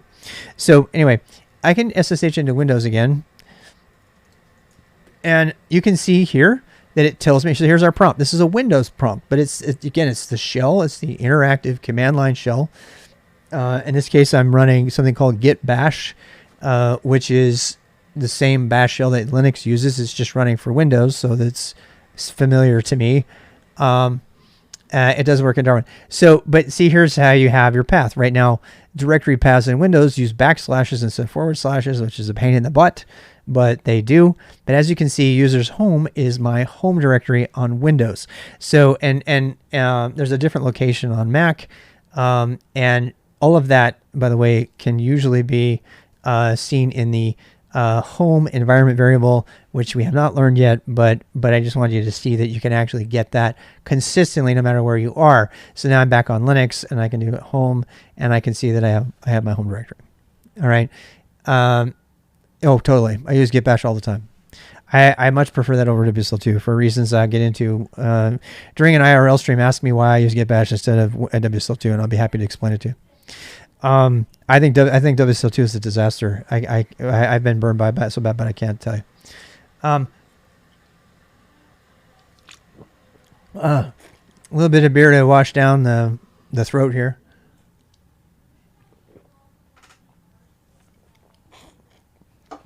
No, you don't. I don't think you have to set it. At least you don't in git bash. I think git bash is the one setting it, to be fair. How do you know you're using git bash? Well, you'd have to look for an environment variable. It would tell you what shell you're using. Yeah, let me try. It's kind of out of scope, but I'll go ahead and answer that one. So, oh man, my shell's empty. That's interesting. I don't know. We'll have to go look at that. We'll look at that another time. That's not kind of relevant here. They're asking about stuff related to all these shell programs, these interactive programs, and I was going back and forth between one on Windows and the one that's running on Linux. We haven't talked about the shell yet, but the program that's running right now, and we're going to get really into this when we learn how to code in Bash. The main thing I want you to take away from this is that you are writing code every time you execute a command. I'm going to say it again. Every time you execute a command, you are writing code. You're writing one line, one statement of code after another, one at a time. And if you take, when we get into Bash programming, if you take those exact same lines, what do we do for daemons? Which services should we restart? I just accepted all of them. I just took the defaults.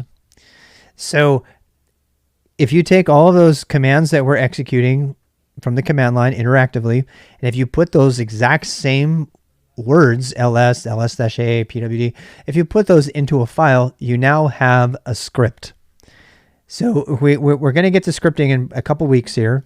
Where, I mean, really, you're already scripting. That's what the point I'm trying to make is when you use Bash interactively the way we're doing, you are already coding.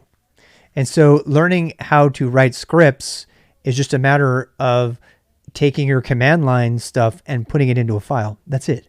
That's scripting.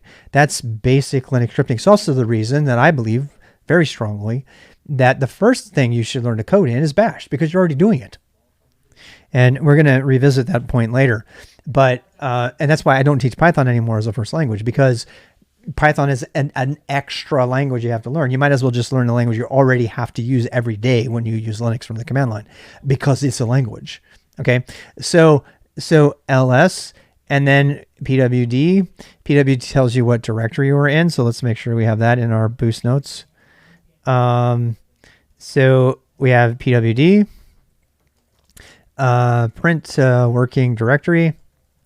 I use that because sometimes I feel lost, you know, and when you're using the command line, especially if you've been using a GUI user a lot, you might come to find that Bash is interpreted. Yes. We'll talk about interpreted versus compiled when we get to Bash in a couple of weeks. Yeah, we'll talk about that. That's actually why we're learning Bash and Go. We're learning one interpreted language and one compiled language. And then it's up to you to learn anything you want to after that. But that's why we're doing that.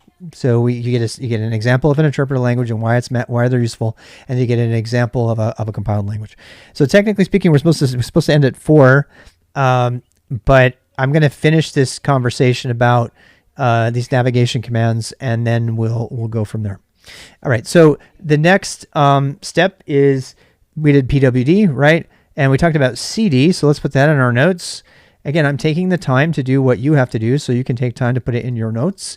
You can look at my notes, but I strongly encourage you, because of active recall, to put stuff in your own notes, however you want to do it. If you want to make a single Zettelkasten forward, you want to make a huge markdown file, however it works best for you for now. And again, it stays simple, people. I did talk about Zettelkasten last week, but if that turns out to be too much for you, it's too much of a hassle and you can't go look things up, just put everything in a file and call it a day.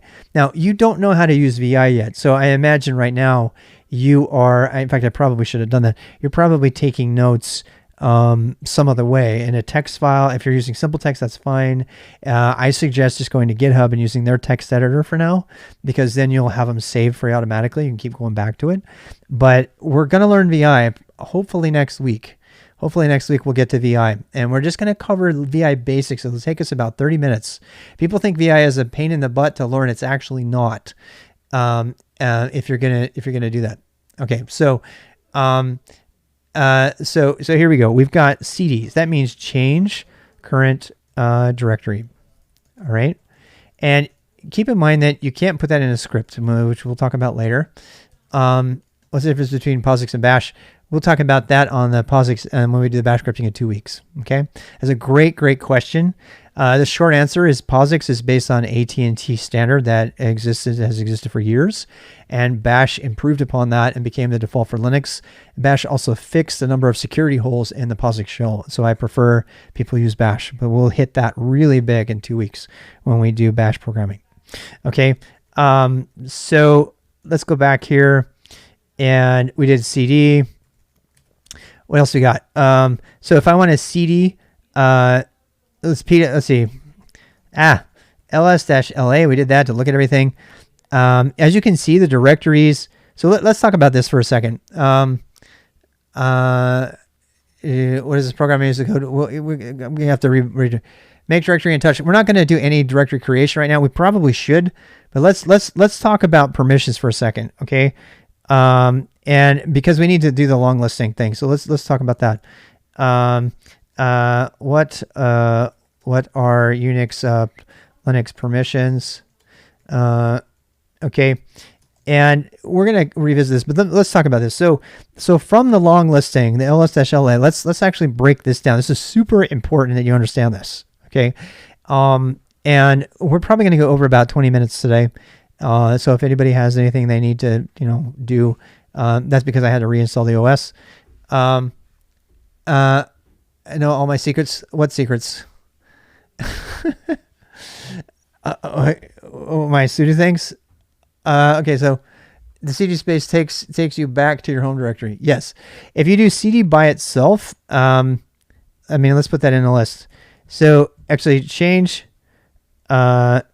So let's do change dir, right? Let's do cd foo. So change into the foo directory. Okay. If you had a foo directory. If you do cd space, change back to the home directory. And this is actually shorter. You can either do cd or you can do cd tilde. And that's something I learned only within the last couple of years, is that I could just do cd and not have to worry about typing the tilde. Right now, well, we're doing the beginner boost right now. All right, so next we're gonna go to, so we got cd into foo if you want to go into foo. So we're gonna do another couple things. So if you want to go into the parent directory, change into the parent directory. Okay, and you could do with a dot or dot slash. You could see, I mean, you could even do this. You could do cd dot slash dot. You say change into the parent of the parent directory. And I'm just going to write these all out longhand so you guys can kind of get a sense of it. We got to know CWD, PWD, and LS. I mean, these are commands that you're using constantly. MV is probably these are just for navigating the system. None of these so far have changed the system in any way. And we're going to cover the ones that change the system as well today. All right, we're going to make new files and we're going to do that kind of thing. But I want you to understand that these are just for getting around. These are the ways of getting around. And there's really, the dot. I don't know how to say this, but let's do this. Like, what does dot and dot mean? Okay, so the dot means the current working directory, and the dot means the parent relative directory. Okay, to the relative parent directory. Yeah, relative parent directory of the parent. So this is super important that you understand this. Yeah, we're gonna boost it. We're gonna cd. Yeah, we're definitely gonna do dash. That's super important. So cd dash, you're gonna do it all the time, and that says change back, change to change to previous directory. So let's watch that one in business. It's kind of fun to watch this. I'm going to do this on my own screen because it's a little bit easier to read. So if I were to go into the requirements directory, cd requirements, right? And then I cd dash, it'll take me back out. So pwd, so cd dash, it goes back and forth. You'll use that a lot. There's another command you can use, popd and stuff like that. We're not going to get into that if you know about it. I just want you to understand that I'm skipping it on purpose. It's a way of like stacking up how many directories in your history you've been in and then unpopping them back. And we're not going to do that because that's more of a scripting thing. Just cd dash is usually relevant enough for most of the things. Push D and pop D. Yeah. People like push D and pop D. I don't want to talk about push D and pop D right now though. Push D and pop D are a way of creating a stack, and I think we need to cover what a stack is before we talk about that. And I'd rather not do that until we get into coding. But when we do coding, when we do bash coding, we'll do push D and pop D. Okay, is that fair? Because I think they're important. I just don't think that they're relevant to the absolute beginner yet. Does that make sense? Okay, so and they are very nice. I think they're very, particularly if you've got like a very deep stack that you've gone into and you need to remember where you were. And I think I like talking about them because they're a good justification of learning what a stack and a queue are in terms of data sources, which we haven't talked about. All right, so this is just for the absolute beginners out there. This is how you get around. This is what you know. If you want to change to the root directory, cd slash change to the root directory. Okay, so let's talk about Linux and Unix permissions, and we'll be done for the day. We're kind of over our POMO. I tell you what, I'll give myself 15 minutes for the POMO. POMO start, let's do 20 minutes. So 20 minutes extra. And after this, I'll be taking a break, and then I'll be doing some IRL streaming. If anybody wants to ask questions during the IRL streaming, you're welcome to do that. And I'll be chopping this video out and publishing it, of course, within 24 hours. Okay, so let's give myself 20 minutes for this. And let's talk about permissions. Now, I mean, we can still use this. I'm sorry that we didn't get to terminal stuff. If you've got the terminal installed, so let me give you some homework. Next week, make absolutely sure that you have the terminal installed, whether it's iTerm 2 or Windows Terminal. And next week, we're going to assume you have those installed. And there's not really any point in me walking you through the installation of those two pieces of software. It's kind of assumed you know how to install software on your Windows or Mac system. And we'll assume that you know it, and then I'll give you the configuration. Do we go until 5? Do we go 1 till 5? Do we? That's fantastic. Yeah, we have another hour. Oh my God, thank you so much. Thank you so much. I thought we were done. Thank you for keeping me on track. All right, let's do this. That's great. We can do all the permissions then. So let's do that. So how long is that? So we have another 50, was it 57 minutes? Pomo start 54, let's say 54 minutes. That's great. Okay. Yes, we are done. Yay. Yeah, because I want to go until I feel I don't want to overdo it though. I don't want to blow out your time. No, we're not going until 7. If you guys need to take a break, let's do it. I already drank my beer and now I have to pee. So let's take a 10-minute break. All right, and then we'll go through permissions and we'll do creating files. We'll do permissions, creating files, and maybe OpenSSH. Maybe OpenSSH. Just enough to get it so you can use your terminal. Okay, let's try that. Should we try that? I'm going until we're done. It's gonna take forever. Here comes the music. Ready to go.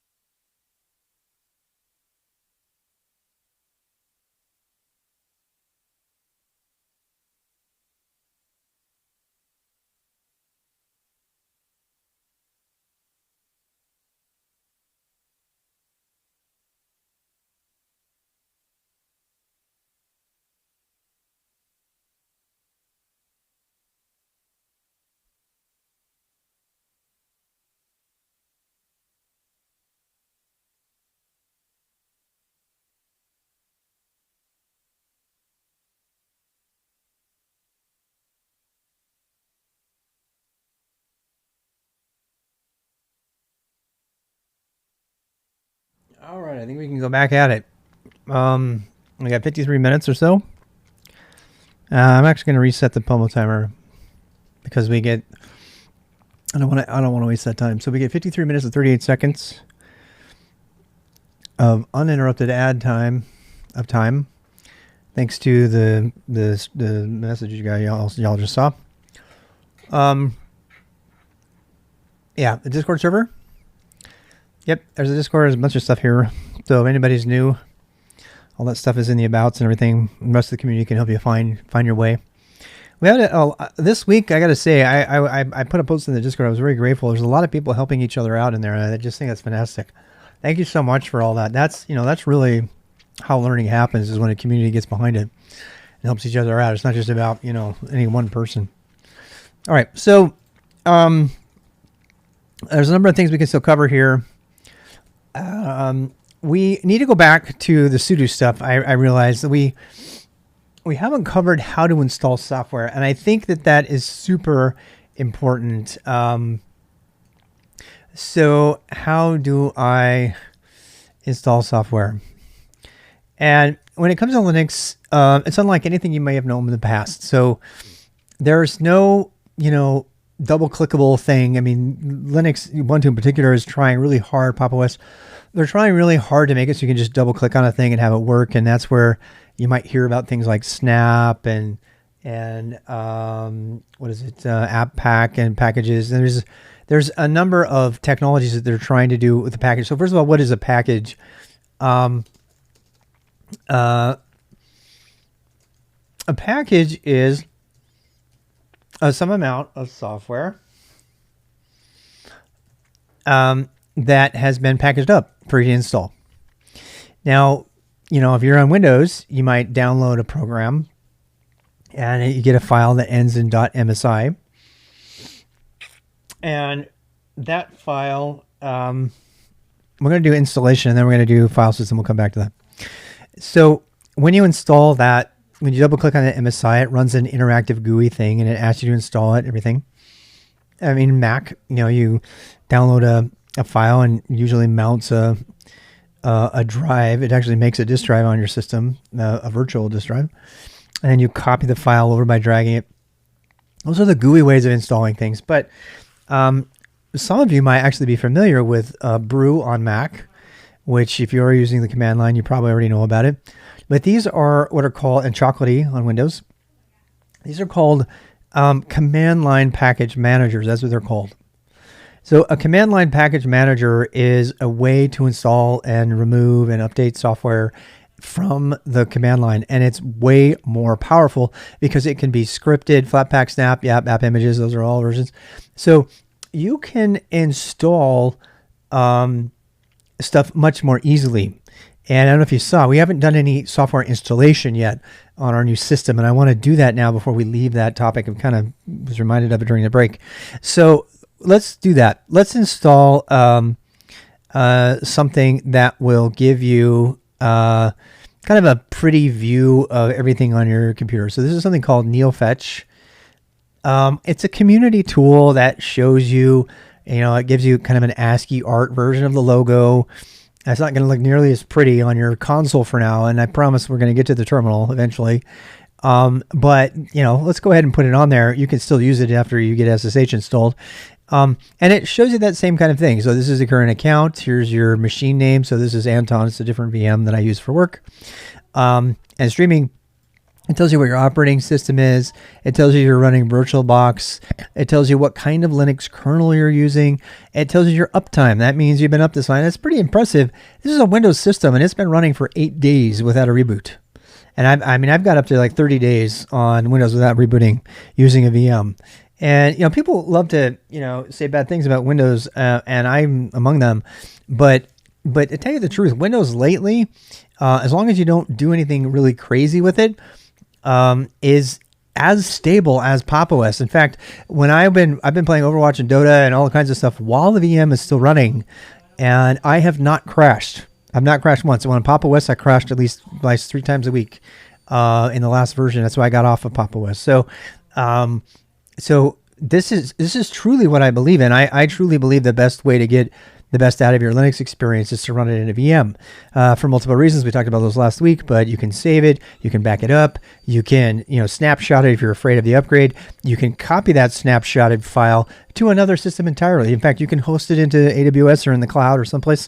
That's not stuff that you can do on Linux. Now, you can run a virtual box on Linux as a desktop if you want to do that, but I would rather have a reliable, dependent gaming experience on Windows, and then still have all of the great stuff from my true Linux command line, which you're not going to get in WSL2 and other things. So just a recap of why we're doing it this way. So we have our uptime here. We have the packages. This shows me how many packages I have installed. We talk about what a software package is. We have 7 snap packages. You might be wondering, well, what's up with the DPKG? So a Debian package is the actual name of the file type that's installed when you use apt. And in snap, the files are snap files. So you have apt, which is the package manager, and then you have the package format, which is dpackage. Right? If you're doing Red Hat, you'd have like RPM would be the package type, and yum or something else would be the package manager. So whenever you're dealing with software this way, you're usually talking about a format for the package that's a single file, which is what makes it so nice. Usually it's a tarball that's been kind of magically altered, and then that one package is the software. Which can be checked out, binarily, so that it's whether it's been tampered with and everything. And then that thing gets downloaded, and then the package manager is making sure that you got the latest, and it installs it and everything, and it just puts that thing into your system and can remove it nice and cleanly. And that's really important that you understand that, particularly when we go into Kubernetes land and we start talking about things like Helm, which claims to be a package manager that does not do that. It doesn't cleanly uninstall and install stuff. There's like a bunch of messy things you have to do with the configuration and looking at it and stuff. So a true package manager, a true software package manager has a few things in common. One of them is that you can download stuff, you can query stuff, you can compare its dependencies to other packages, you can install stuff, you can remove stuff. And by the way, when you install a package, if it depends on other packages, it'll say, fine, let's go get those too. So it'll like trickle down and it'll grab all the other packages that are needed, and then it'll bring those in. All right, so let's actually do some package management. Let's do our first package installation. I strongly oppose. You can use GPU pass-through. There's lots of things, but we're not going to talk about that right now. Dual booting is not worth it, in my opinion. It's killed too many people. Shell. So there's remember we talked about the shell, right? So the interactive shell program that I'm using is Bash. We discussed how the shell is more than just one program, and that word shell gets used in a lot of different ways. In this case, I'm running Bash. It tells me what version. Resolution is just preferred. It tells me what my terminal type is. And I talked about everything's just a file, right? Well, here we have a file path to apparently a file that's named a number, right? Well, that is an inode. We talked about inodes earlier today. That is an inode that points to the terminal, and it doesn't really exist. The kernel uses that as a way to interface to those, and we're going to get, when we go through the device tree and talk about the different organization, like where things live on your computer, on your Linux computer, we'll talk about devices in depth. If you're hacking, this is a great thing to understand. It's also a great place to hide stuff. So the hacker that I caught and reported set up a rootkit in my device tree so that they made it look like it was a device, and I was able to catch it because I was running my own version of Tripwire on the system. And someday I'll tell you about how to do that. Not in the boost. You have to watch the other thing. But if you want to learn how to make your own security systems to catch any hacker on planet Earth, they won't expect it because they won't plan on it. I can show you how to do that. So CPU, Intel i7. This is my CPU and my speed. Yeah, people dual boot for 4 years. People love talking about how reliable their dual booting history are until some beginner like blows up and then like, oh, it sucks to be you. You must not be doing it right. That's not my experience, and I don't. There's no reason to dual boot. There's absolutely zero reason to do it today, because I mean everything you could ever use is on both systems.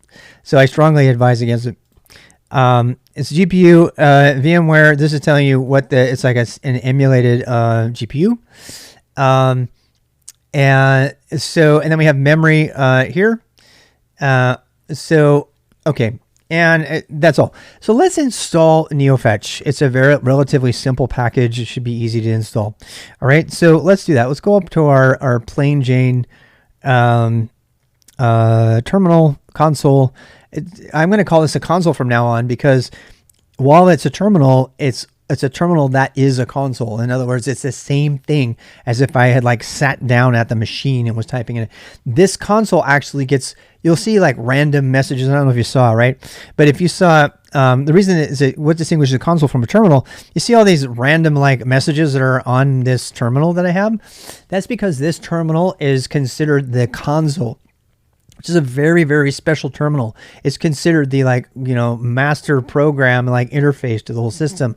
And so when errors and stuff come up, they're broadcast to the console, and you have to refresh, you have to push enter or something to get it to go off. But the point I'm trying to make here is that that's what makes the console special. And sometimes going to the console is useful. Whereas a terminal is just anything that's connected into the system remotely or from a different TTY. You actually have 7 different console connections to the computer, terminal connections if you want them, based on F keys, which we won't get into today. But you'll see this is on TTY1. But I just want to say that's what's different between the console and the terminal. So let's go back to our Boost console. If I can remember how to get there. There we go. All right, so we're gonna do this install. We're gonna do sudo. Let's first of all see what we know that it's called NeoFetch. So let's first of all see if we can find it. Apt query neo, which is anything that's got the word neo in it. And I don't even know if I need sudo for this, but it's not gonna hurt. I probably don't. About operation query. Oh, it's search. It's search. That's right. Oh my gosh, there's too much stuff. All right, so I'm glad we're doing this, because now I can add more notes to stuff that we need to do. All right, so we did sudo apt search neo search. Excuse me, for all packages with neo in name. Okay. And this is a good opportunity to talk about the pager. So I'm trying, this is kind of very organic. You don't need sudo for search. Yeah, I don't think you need it, but we can go ahead and do that. All right. So, as you can see, there's a lot of stuff that have the word neo in them, and at least it says it does. That doesn't look like, why does it have neo? I don't see it having neo in there. I think it's lying to me. How does the system know it's possible package? Does it always download a list? Yes, every time. Yeah, actually, if you want to update, so if you want to get an updated list of packages, you should use sudo apt update. And what that will do is it will go get the latest lists from everything. So that's what sudo apt update does. So sudo apt update gets the latest in the lists. And those lists don't change very often. So unless you've added a new repository, which we're not going to do today, or you've done, you really are thinking, like a new release just came out, you don't really need to do that. That's what update does. Upgrade is a different thing. Upgrade says take every package on the entire system and give us the latest version, which is sometimes dangerous. So use apt update if you just want to get the latest. You're going to do it a lot, actually, particularly when you're working with Docker and stuff. And I don't know why it's giving me so many hits back on Neo here. I don't understand why it's giving me so many. There we go. So, better repository for packages. App search. Oh yeah. Let's try that. That's a good idea. That's a good idea. Yeah. So we're going to use our first regular expression. We're going to kind of incrementally go in. I don't want to throw you all in at once, but the curate in a regular expression says lock down this expression to the beginning of the string. And we're going to put anything that starts with neo. Okay. So that gives me everything that starts with Neo. Let's put that in our notes. Again, the Linux journey is largely filled with writing lots and lots of notes. So I don't feel bad having you do that. I just wish my thing would come down here. Okay. So, app search, search for all packages, starting with Neo. All right. And, we're going to progressively add on to your knowledge with regard to regular expressions.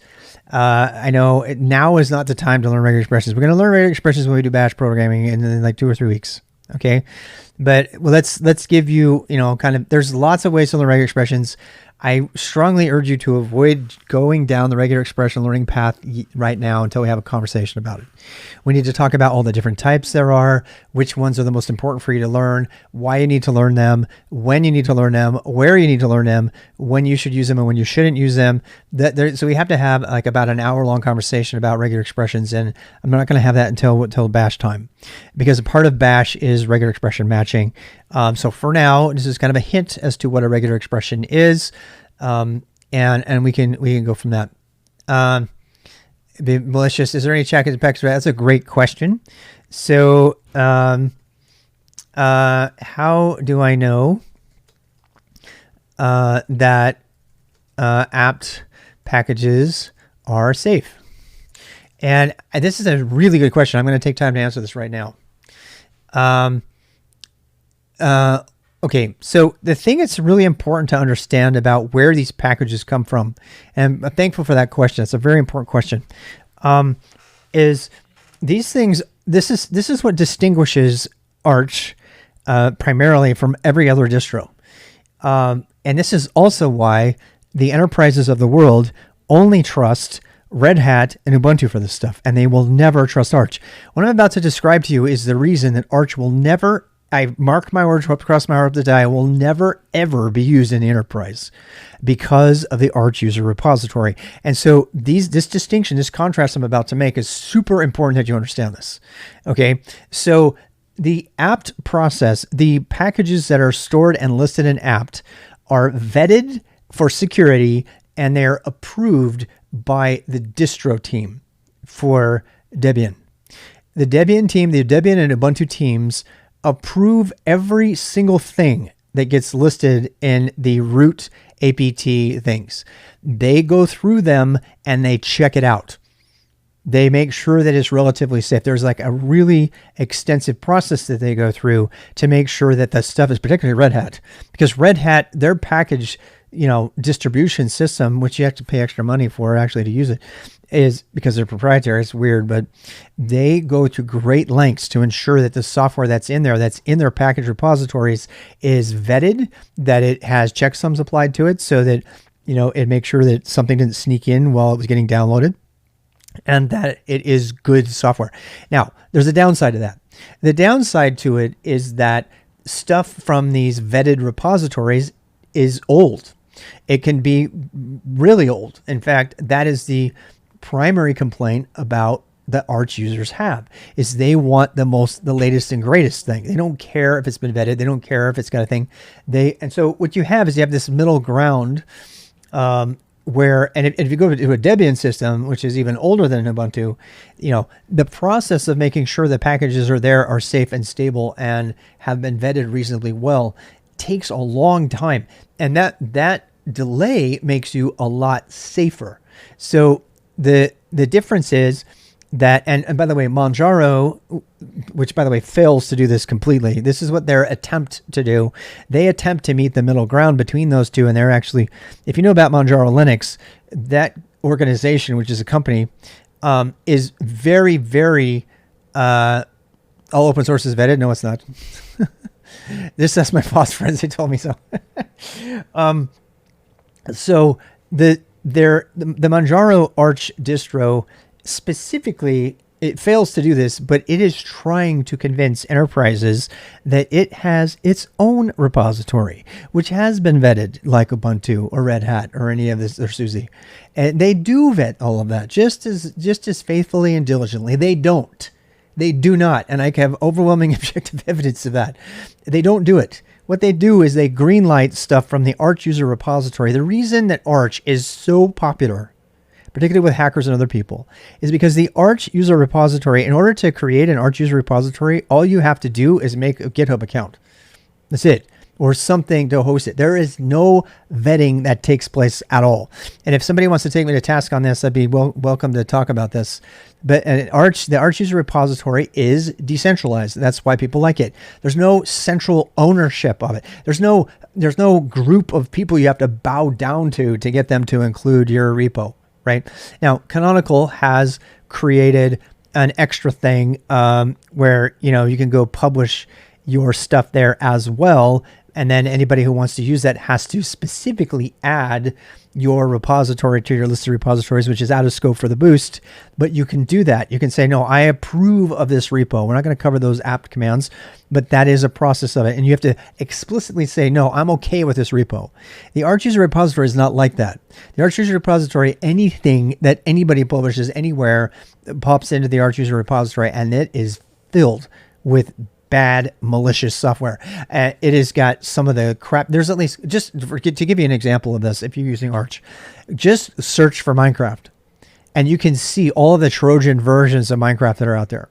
They don't care. They have put out so many decentralized, unvetted, wild repos out there that they say, well, buyer beware, it's up to you. And so the question that was originally asked, how do I know that apt packages are safe? The answer to that is, unfortunately, centralized vetting that comes from whoever, the Ubuntu team decides is, and they largely depend on the Debian team for that, or whoever Red Hat decides is good. And the people that are, FOSS purists, they don't like that. The Arch people, they're like, no, I don't want you to give me control. I can take care of myself. Thank you very much. I'm not an idiot. I'll download the software that I want. And, but that puts Arch users at great risk, because even though they're getting the latest and greatest in their thing, they have to personally inspect every single repo that they download to make sure that they personally vet it. And Arch users tend to be the kind of people that want to do that themselves anyway. The danger is in a distro like Manjaro, where Manjaro comes along and to the beginners says, oh, we've got a nice safe version of Arch for you right here. We promise. All you have to do is just disallow any of the AUR stuff. Just check that box off, and the rest of the stuff we vetted. We promise it's really good. And yeah, they probably do it. But from my experience, most of it is they just give a wink and a nod and they accept certain AUR repos without vetting them at all. And that's extremely dangerous. And not only that, but it's so easy for that end user to say, what do you mean my program that I want isn't in the standard Manjaro things? I'm going to turn it on. So they turn it on and then they go download the one and they end up Trojaned. And Linux is a very secure operating system, but on Arch, it's not at all. Arch is extremely insecure. And because of that, nobody will ever authorize, I swear to God, nobody at the CTO level will ever authorize Arch in use for an enterprise except Valve. Now, Valve isn't even technically using Arch as a distro specifically. They built their Valve built their Steam Deck or Stream Deck or whatever it is on, I forget the name of it. They built it on the Arch distro, but they've got like high-end Linux professionals that are making sure that all that stuff goes in there. That is not a vote of confidence for the average user out there or the average enterprise to say, let's let all our desktop users use Enlightenment or Manjaro or something like that. So I think it's really important that we talk about that, and I'm glad you asked, because as I said, the distros these days are distinguished by their package manager and their package management policies. So if you like, what's the difference between Red Hat and SUSE? SUSE has yet another package manager, right? YAST or something, I can't remember. Most of the distros these days are distinguished primarily by their package manager and their approach. And the APT package management has become by far the most mainstream, both in desktop Linux use and in server and cloud Linux use. And then RPM is a very close second, and maybe even above that in enterprise use.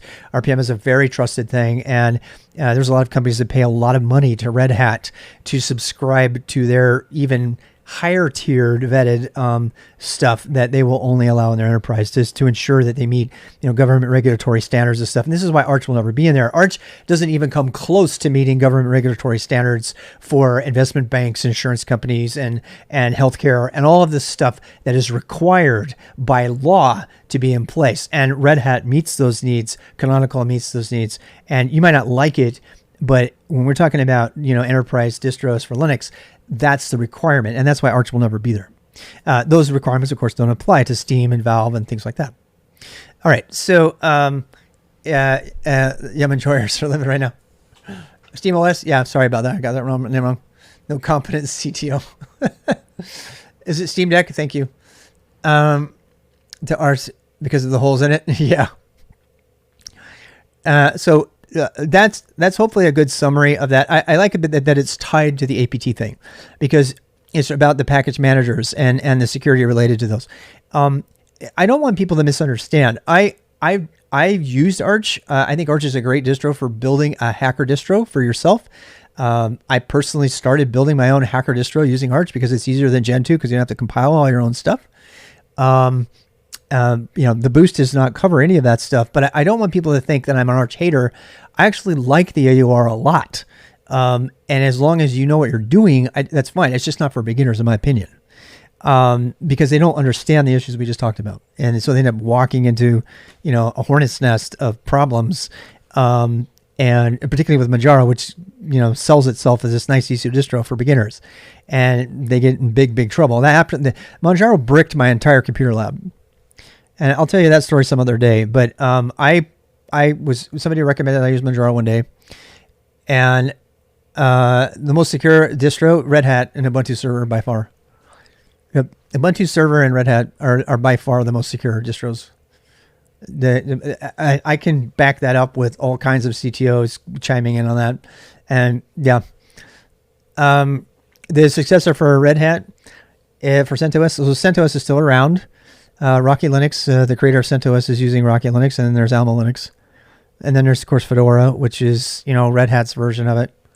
If you want to get into that stuff, the reason we're doing Ubuntu is because you're more likely to find an Ubuntu desktop, and some of you are going to want to, your next step after this is you're going to want to have a Linux desktop. And those of you who want a Linux desktop are probably going to be best served by Ubuntu or Mint or any of these, and they're all Debian based, which means they're going to use APT. So they're going to be using the APT package manager. So let's get back to that. Pop! OS is a disaster right now. I would stay away from it big time. I uninstalled Pop! OS and went to Windows because it was such a disaster. I would stay far away from Pop! OS. And if it's not, LTT also talks about it. It's a huge disaster. It was good for a while, and then it really went downhill. My favorite Linux desktop distro right now is Linux Mint. Yeah, and Greg, who's a very discerning person, uses Mint. Strager is a very reputable streamer, uses Mint as well. I was using Mint for like 10 years before I tried Pop! OS, and it was actually a Viable Cloud member recommended that I try Pop! OS because it's nice for beginners. And I used Pop! OS successfully for all of 2020 and most of 2021. And at the end of 2021, they started messing with it, and they did something with the drivers and something, and I couldn't stream anymore. It was crashing. It was black screening. I mean, it was more unreliable than any Windows system I've ever used. And that was my experience. You may have a different experience, but that was my experience. I didn't change anything. I was just like doing the updates. And Manjaro, I put my whole computer lab. I had 10 computers, and I reran Manjaro on all of them. One day I came in ready to get ready for another class about an hour and a half before that. And I booted up all my computers, and I clicked on the upgrade thing, which I tend to do. And I clicked on the graphic upgrade tool, which I've been telling all of my students, including 10, 9, and 11-year-olds to do. And they've been doing these things on their laptops at home. They came in tears, some of them, because they broke their computer by clicking on the graphic upgrade icon. And then the Manjaro team, their official response was, well, you're stupid if you clicked on the graphic upgrade button. You should have done that all from the TTY. And I'm like, I'm not telling a 10-year-old about it. The reason I picked Manjaro is because you're building it for beginners. and then they doubled down on how stupid everybody else was who had, bricked their machines by clicking on the thing because there was a graphic user interface update, and I kid you not, it bricked all of my computers. I had to reinstall. Them all, and if you don't believe me, go Chris Titus Does Tech had the same situation. And I got kind of upset because when I went to the help forums and the Twitter, I was like, guys, and they started making fun of me for not using the TTY to the update. And like only an idiot would not use the TTY to the. I'm like, listen to me, I was compiling Linux kernels before you were in diapers, and I know how to deal with Linux, but you pumped up Manjaro as this super easy click here, do this kind of distro, and you just failed that entire community. And I got kids who are crying literally because they just broke their Linux laptops. And since that experience, I will never use Manjaro again. The way they managed it, Manjaro was also caught trying to sneak proprietary software into their distro because they're trying to take over the place from Canonical. They're trying to win the enterprise world. And they didn't have anything to say about that when that big thing, they started flooding their Twitter feed with positive things to counter all the negative stuff that was going down. And I was like, I don't want anything to do with this organization ever again. After that, I was so done. I was like, you cannot pay me enough. And I know a lot of friends who love Manjaro. They've had great experiences with it, but they're not the kind of people that I want to work with. So if you're going to use Arch, use Arch. I mean, like treat it like, like Linux, the way you would, an Arch user would do it. Don't treat it like Pop! OS. Manjaro is not Pop! OS. And Pop! OS these days isn't even Pop! OS anymore either. So Linux Mint is hands down the most reliable Linux distro if you're going to go that route. But we're not doing that. So let's go back to installing NeoFetch. And we got 21 minutes left. So let's go back. So we found we tried to search for everything that starts with Neo, right? There's NeoMut, by the way, which is also really great. There's NeoVim, which we're not going to talk about right now. So there's lots of Neo stuff here. There's not the Neo command, which is unfortunate. Neo is the thing I was running to give me that kind of matrixy thing. So let's do that. Let's install NeoFetch. So sudo, we have to do sudo. Let's actually try it without the sudo, shall we? So let's do apt install NeoFetch. As you can see, it's going to like, oh, you must not be root. Right.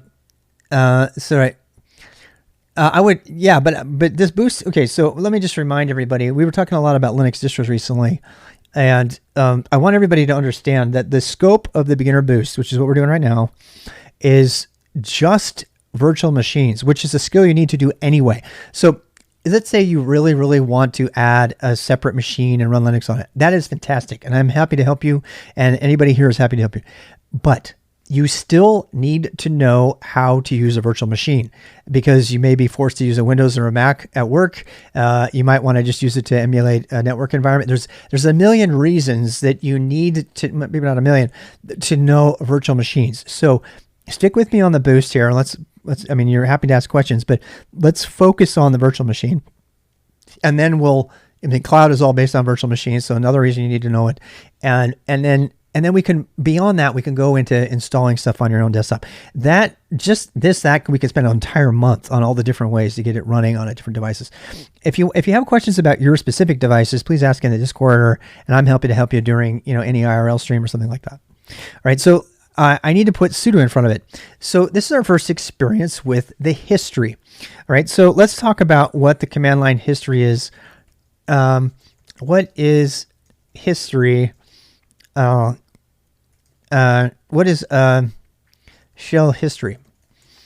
Okay, so a shell history. So there's gonna be a lot of opinions here. We're gonna use the default shell history, which strictly speaking is the Emacs history, and we're gonna push the up arrow. So by pushing the up arrow, we can go reuse this thing. We push the left arrows. All right, and I can add the sudo there. Okay. Now we're going to come back. We're going to revisit this after we learn VI, and I'm going to show you a lot of ways to do this. Yes, we could do that, but I don't want to do that because first of all, I don't like the double bang. I think there's a million reasons to not use it. So right now we have absolute beginners who don't know how to get through the history. You might want to push the up and down arrows just to practice with the history. Okay. You got all that stuff, and that's all saved there. Later on, we're gonna come back to the history topic. We're gonna talk about how to force it to save the history between logins, how to add more to it, how to be careful not to truncate the history, how to navigate the history using VI, and all kinds of stuff. So I'm just going to use the arrow keys for now. I'm going to go to the beginning of it, just like you would. And I need to add sudo, right? So sudo make me a sandwich. Sudo apt install neofetch. So let's try it now. Okay, it wants my password, which is password. And we're hit enter. And there we go. Whoa, it's like all this stuff is going to install, right? And I mean, don't just glaze over this. You know, you should probably at least look at what you're doing. It's going to install a bunch of other packages in order to do it, right? And you might want to ask yourself, well, is it really necessary to add all that stuff to this tiny little Linux distro? And it is. If you don't want to have to do the Y, you know for sure you want to do it, you can just do -Y. But we're going to go ahead and hit enter on that. And then I will start downloading all those packages, and it stores them. It tells you where it's getting the package from. It tells you jammy main. That's the version. That's the friendly name. Jammy is the friendly name for the distro that we're on of Ubuntu. And we see all the different dependencies coming down. It's unpacking everything, and it's installing it. And when we'll do a lot of this, especially when we come back to Docker. Docker is largely about building a Linux distro and then managing all this stuff. Which services should be restarted? I don't know if we need to restart any services here. I don't think we need any. So we're going to hit tab and go to OK. We'll W3M and links. We're going to do those later on. They're going to get their own day. Yeah, we're going to get an entire day on links browsing for sure. And so what do we got here? So can we run it? Let's try neofetch. So there's our neofetch. Yay. Did everybody get that to work? As you can see, we have different stats here, right? We have color, but we have RTX Rabbit Boost. We have Ubuntu 2021, VirtualBox 1.2. It's only been up for an hour. You know what's really crazy is if you save the state of this virtual machine, you can make it like go in perpetuity. You can just keep restarting it, even though it's not running. It's just been kind of put to sleep. We see the resolution is 800 by 600. Did you get yours to work? And so now you can see all the information about yours. You can see how much your color palette is and things like that. So that's that's the first piece of software. So you've installed your own software. Now let's try to remove that piece of software. Okay. So what if I wanted to get rid of it? So for some reason I didn't want to use it anymore. Right. So then it's sudo, I think it's apt. If I remember right, I think it's rm. I could get that wrong. Is it delete? I don't do it very much. I only put stuff on my system. I think it's remove. It's purge. Is it remove or purge? I have to look it up every time. Is it remove? Okay. There's purge too, which is a different one. Yeah, so let's do remove. There we go. So this says, purge is a flag. Okay. So this says we're going to remove all of this stuff. Now, you see how it says sudo apt auto remove? So I want you to see this. This is important. When you remove software, it just removes the package you're asking for. It doesn't remove all of the things that were used by that. So let's push enter here, and we're going to go ahead and remove it. And you can see that there's a bunch of other stuff that has not been removed that is no longer being used. So let's do that. Let's do sudo, and it even tells you what to do there. Sudo apt auto remove. Sudo apt auto remove. And this will automatically remove anything taking up disk space that is not being used by the thing you just installed. So what I'm trying to get to is that it doesn't automatically remove the dependencies. You have to tell it to do that later on, because something else may come along and need one of those dependencies you might not know. And if you don't know that, like next time you go to install something, like you might actually get a warning, that says, hey, you got all these things you need to clean up. And we don't have that anymore because we got rid of it. All right, so let's go ahead and put it back on there. We practice installing. We'll do the, let's do apt install. I'm using the history again. Install neofetch. And yes, we want to do that. And we're going to pull those all down again. This is something you should probably practice. over time. There's another one called C-Matrix.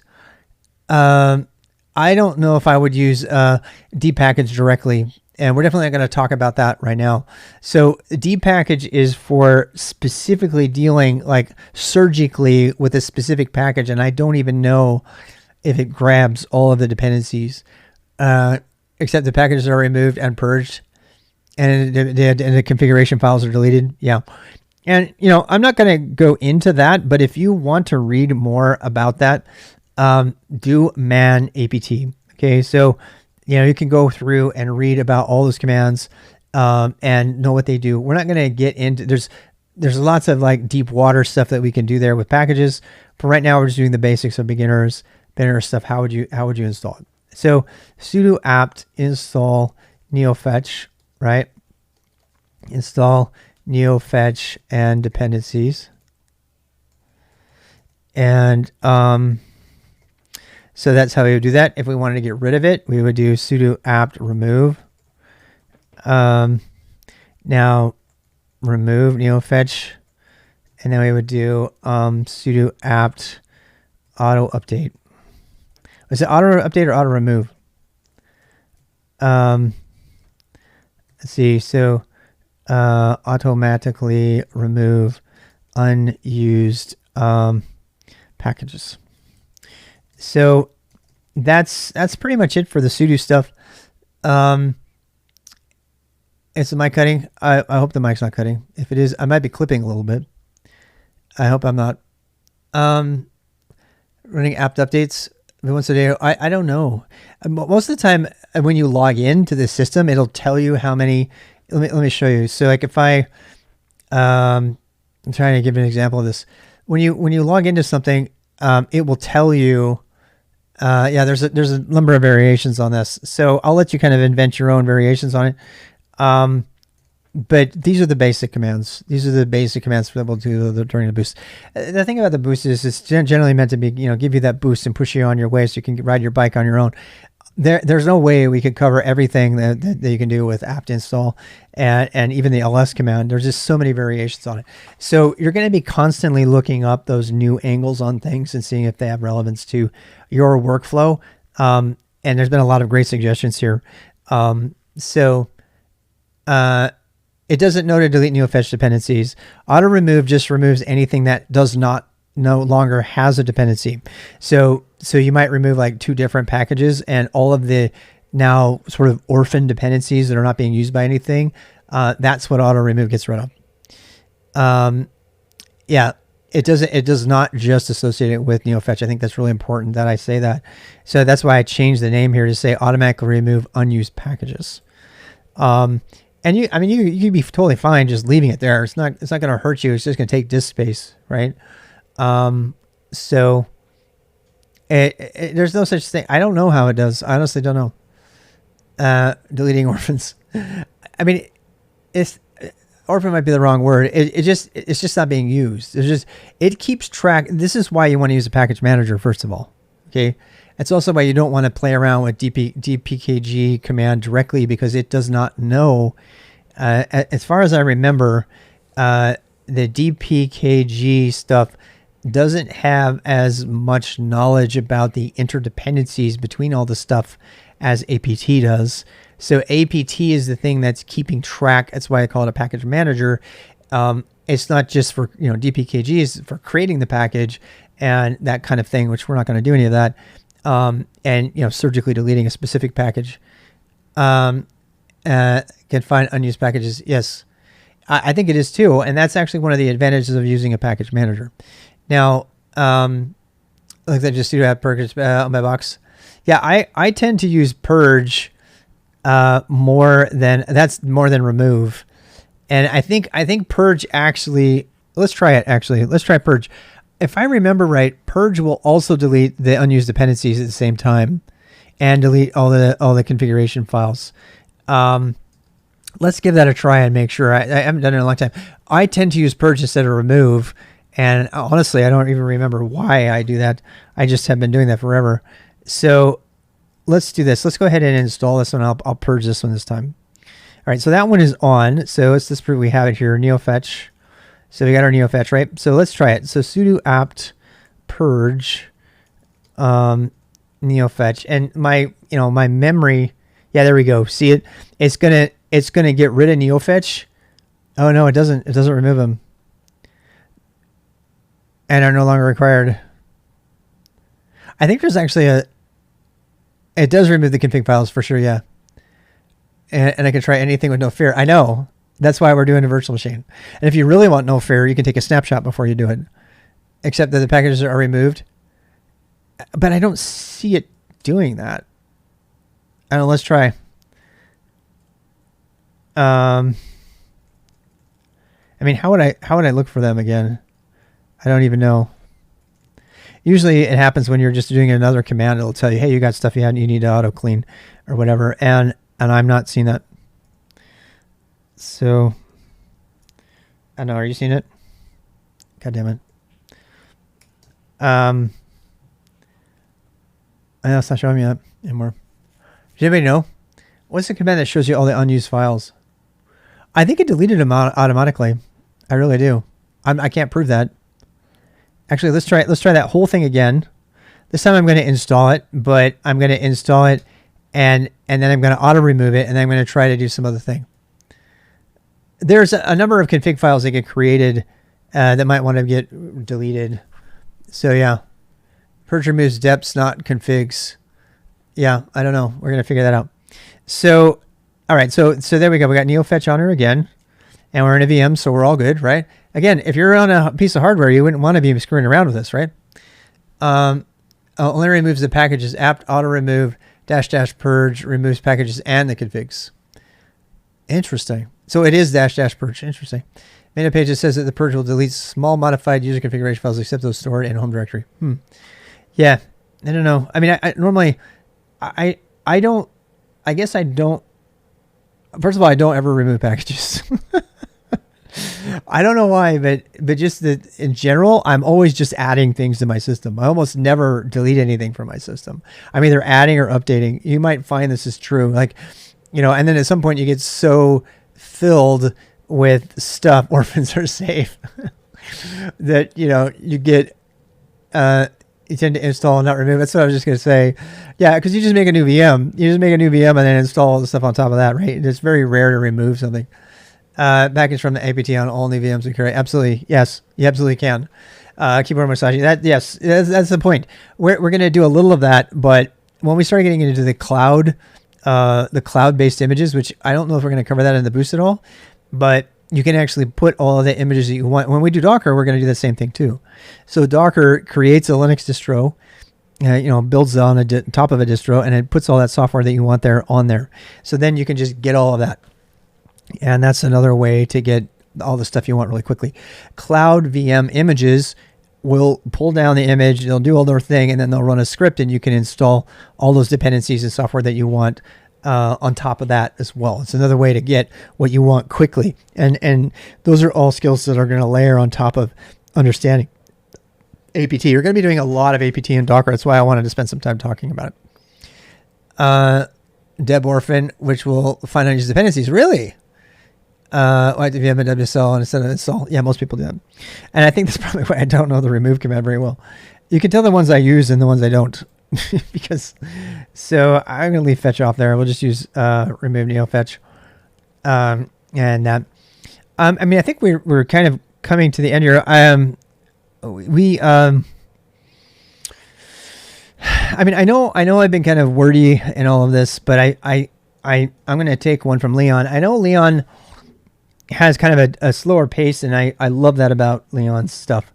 And I don't want to overwhelm people with too much. So, we got plenty of time to cover this. I think we have a ton of stuff for you to experiment with. So let me give you a challenge for this week. So for this week, with active recall and your practice, you got some videos about apt? Nice. Let me go find a link on that. So what I would suggest is that you that you research. Anthony did some stuff on this. I love Anthony. Yeah, Anthony's really great. Anthony's great too. He's done a lot of great stuff. I mean, there's a lot of us out there that are trying to help people, and I love that, that they're out there. So so if you want to go look at that one, go look at that. So yeah. So this is what I would suggest to do this week. Where are our files installed as well as configs? We haven't covered file system stuff yet at all, and we need to spend about an hour on that, more than 3 minutes. But if you want, you can go look right now. So I'll give you the kind of a preview of what we're going to do next week. Next week we're going to go through all of the file system stuff. All right. So I'm going to actually put this in week 03 notes so that I can remember that this is what we need to cover. Did I put 003? I did. All right. So for this week, we're going to cover like where are all my files, and what and why are they there? We're going to go through where every Linux file lives and why it's there and what it's for, and we're going to understand that whole file system thing. We're also going to say, how do I remove, add, and rename files, right? How do I remove, add, and rename files? And rename files and directories. And so this is going to be the focus. We're going to start with the file system. And the reason we have to have that before we do SSH is because the first thing we have to do for SSH is make a new file, and you don't know how to do that yet. So we need to add that. So that's going to be what we'll do next week. And then we'll do, secure shell setup, which I had in this week, and I'm going to have to get rid of it. Let me go I need to move that. We need to take off the secure shell stuff because we didn't get there. I kind of felt like it was a risk to try to put all that stuff in there. The reason the secure shell stuff I want to spend a good amount of time on is because we have to talk about encryption. And a lot of people have no idea what encryption is, why it's used, how it's used, what's the difference between a secure shell and GPG, why they both matter. That's a huge conversation. It's at least an hour-long conversation just about encryption. And since this boost is to prepare security professionals, I feel like we need to do encryption in a pretty big way. I don't think we can rush through how to set up SSH. Like, we need to talk about what is ED 255.19 versus RSA. Why do you like the security algorithm better than the other one? And you don't have to understand all the details of cryptography, but you need to be able to intelligent PuTTY, right? You need to be able to talk about what PuTTY is, what it is, how it is, what's the difference between secure shell command line client. What are the security implications? Where do the secure shell keys go? And, in the past, when I've done this with particularly young people, I just set up SSH for them. You know what I mean? I set up SSH for them. And that is, until they're ready to go through it. It's actually one of the biggest hurdles to getting people up and going on GitHub, because they have to configure SSH. And if you use VS Code, it'll do all that for you, kind of behind the scenes. And it's kind of unfortunate because you don't really understand what Secure Shell is doing. And since Secure Shell is the primary industry method for securely connecting to a remote machine, and it's going to be the basis of the KEGNet, the knowledge exchange grid, it's super important that people understand what it is and why it is. And I don't want to, an hour or two, I think we're going to be spending a lot of time. We probably will spend a good day setting up GPG and SSH next week. And another reason for that too is if people want to secure their own payloads, they need to know how to encrypt, files and stuff. So I have a feeling that next week is going to be a lot about the file system, how to create files, how to manipulate those files, and how to secure those files. And if we have time, it'll be editing the files. That's 4 or 5 hours, so maybe that'll be enough time for us to cover the VI basics. You can learn VI in 30 minutes. It's not that hard, and people overstate how difficult it is. And we'll do that. We'll definitely do that because VI is one of the way to create a file. So we'll cover that next week. Let me put that in the notes. And how do I edit files? And we'll cover that. And so we're going to cover VI in two parts, just to kind of give you a preview. we're going to be covering the basics of VI, and then we're going to cover the more exhaustively all of the other stuff that goes, and we're going to give a whirlwind tour of how to make your own vimrc file. But unlike last year's boost, we went exhaustively through the vimrc file, and it took us like 2 weeks to do it. So I'm not going to do that this time. This time I'm going to do what I did when I got started. I copied somebody else's vimrc file and I used it until I understood what it was. And that's kind of the nature of how Unix goes, is you take somebody else's configuration that you trust and you use it until you understand enough to tweak it. And then you start to tweak it over time. I mean, it's a pretty long-standing Unix tradition to do that. And that's what we're going to do. So I will give you my vimrc. You might choose to take a vimrc from a friend. And I'm going to explain very briefly and high level what the different sections are doing without going into detail and teaching you Vim script. And then you will be able to get going and you'll get all the pretty colors and everything that you want. And then you can go in there and then it's, you have something to start with. You can start manipulating it. Everybody does the same thing. When I learned tmux, I had no idea how to do tmux, and I found a couple people who use tmux the way I do, and they did that and they modified it. We will spend, probably the week after that will be tmux and bash, and we'll do that. Okay, so and we'll talk about aliases and shortcuts and all that when we get into scripting, and how they differ from actual files, blah blah blah. We're going to go through the bash RC file. We haven't done that yet as either. So we got stuff to do, but we're getting there. We're getting there slowly but surely. I don't see any secure shell here. Did I have it in here and delete it? I think I did. Okay. And we'll get more into shell history when we talk about how to configure your history when we do bash RC file. And we are going to pretty exhaustively go through that. Yeah, everybody's got their own. I don't necessarily agree with the stuff in those links, but these are not bad. I mean, I don't know. I have to go vet it first. I'm happy to have people look at it, but I haven't looked through it yet, so I need to vet some stuff here and make sure we're good. Yeah.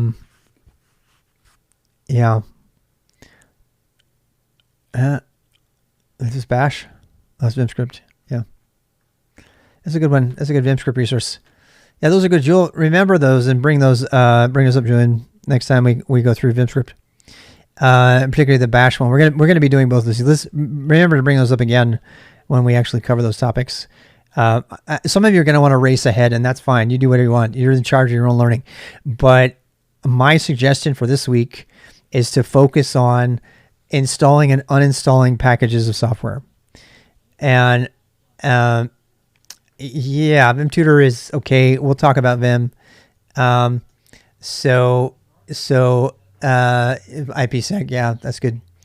So and in tmux, I have a completely different use. I have tmux with, okay. So we're getting ahead of ourselves. I know you want to get stuff faster, but I trust me, the foundational knowledge that's behind these things, like the terminal and stuff that you might not think you need to know, will come up later. And one specific example is that your TTY can be sniffed if you're a security expert and you don't want to do that. And now you know why.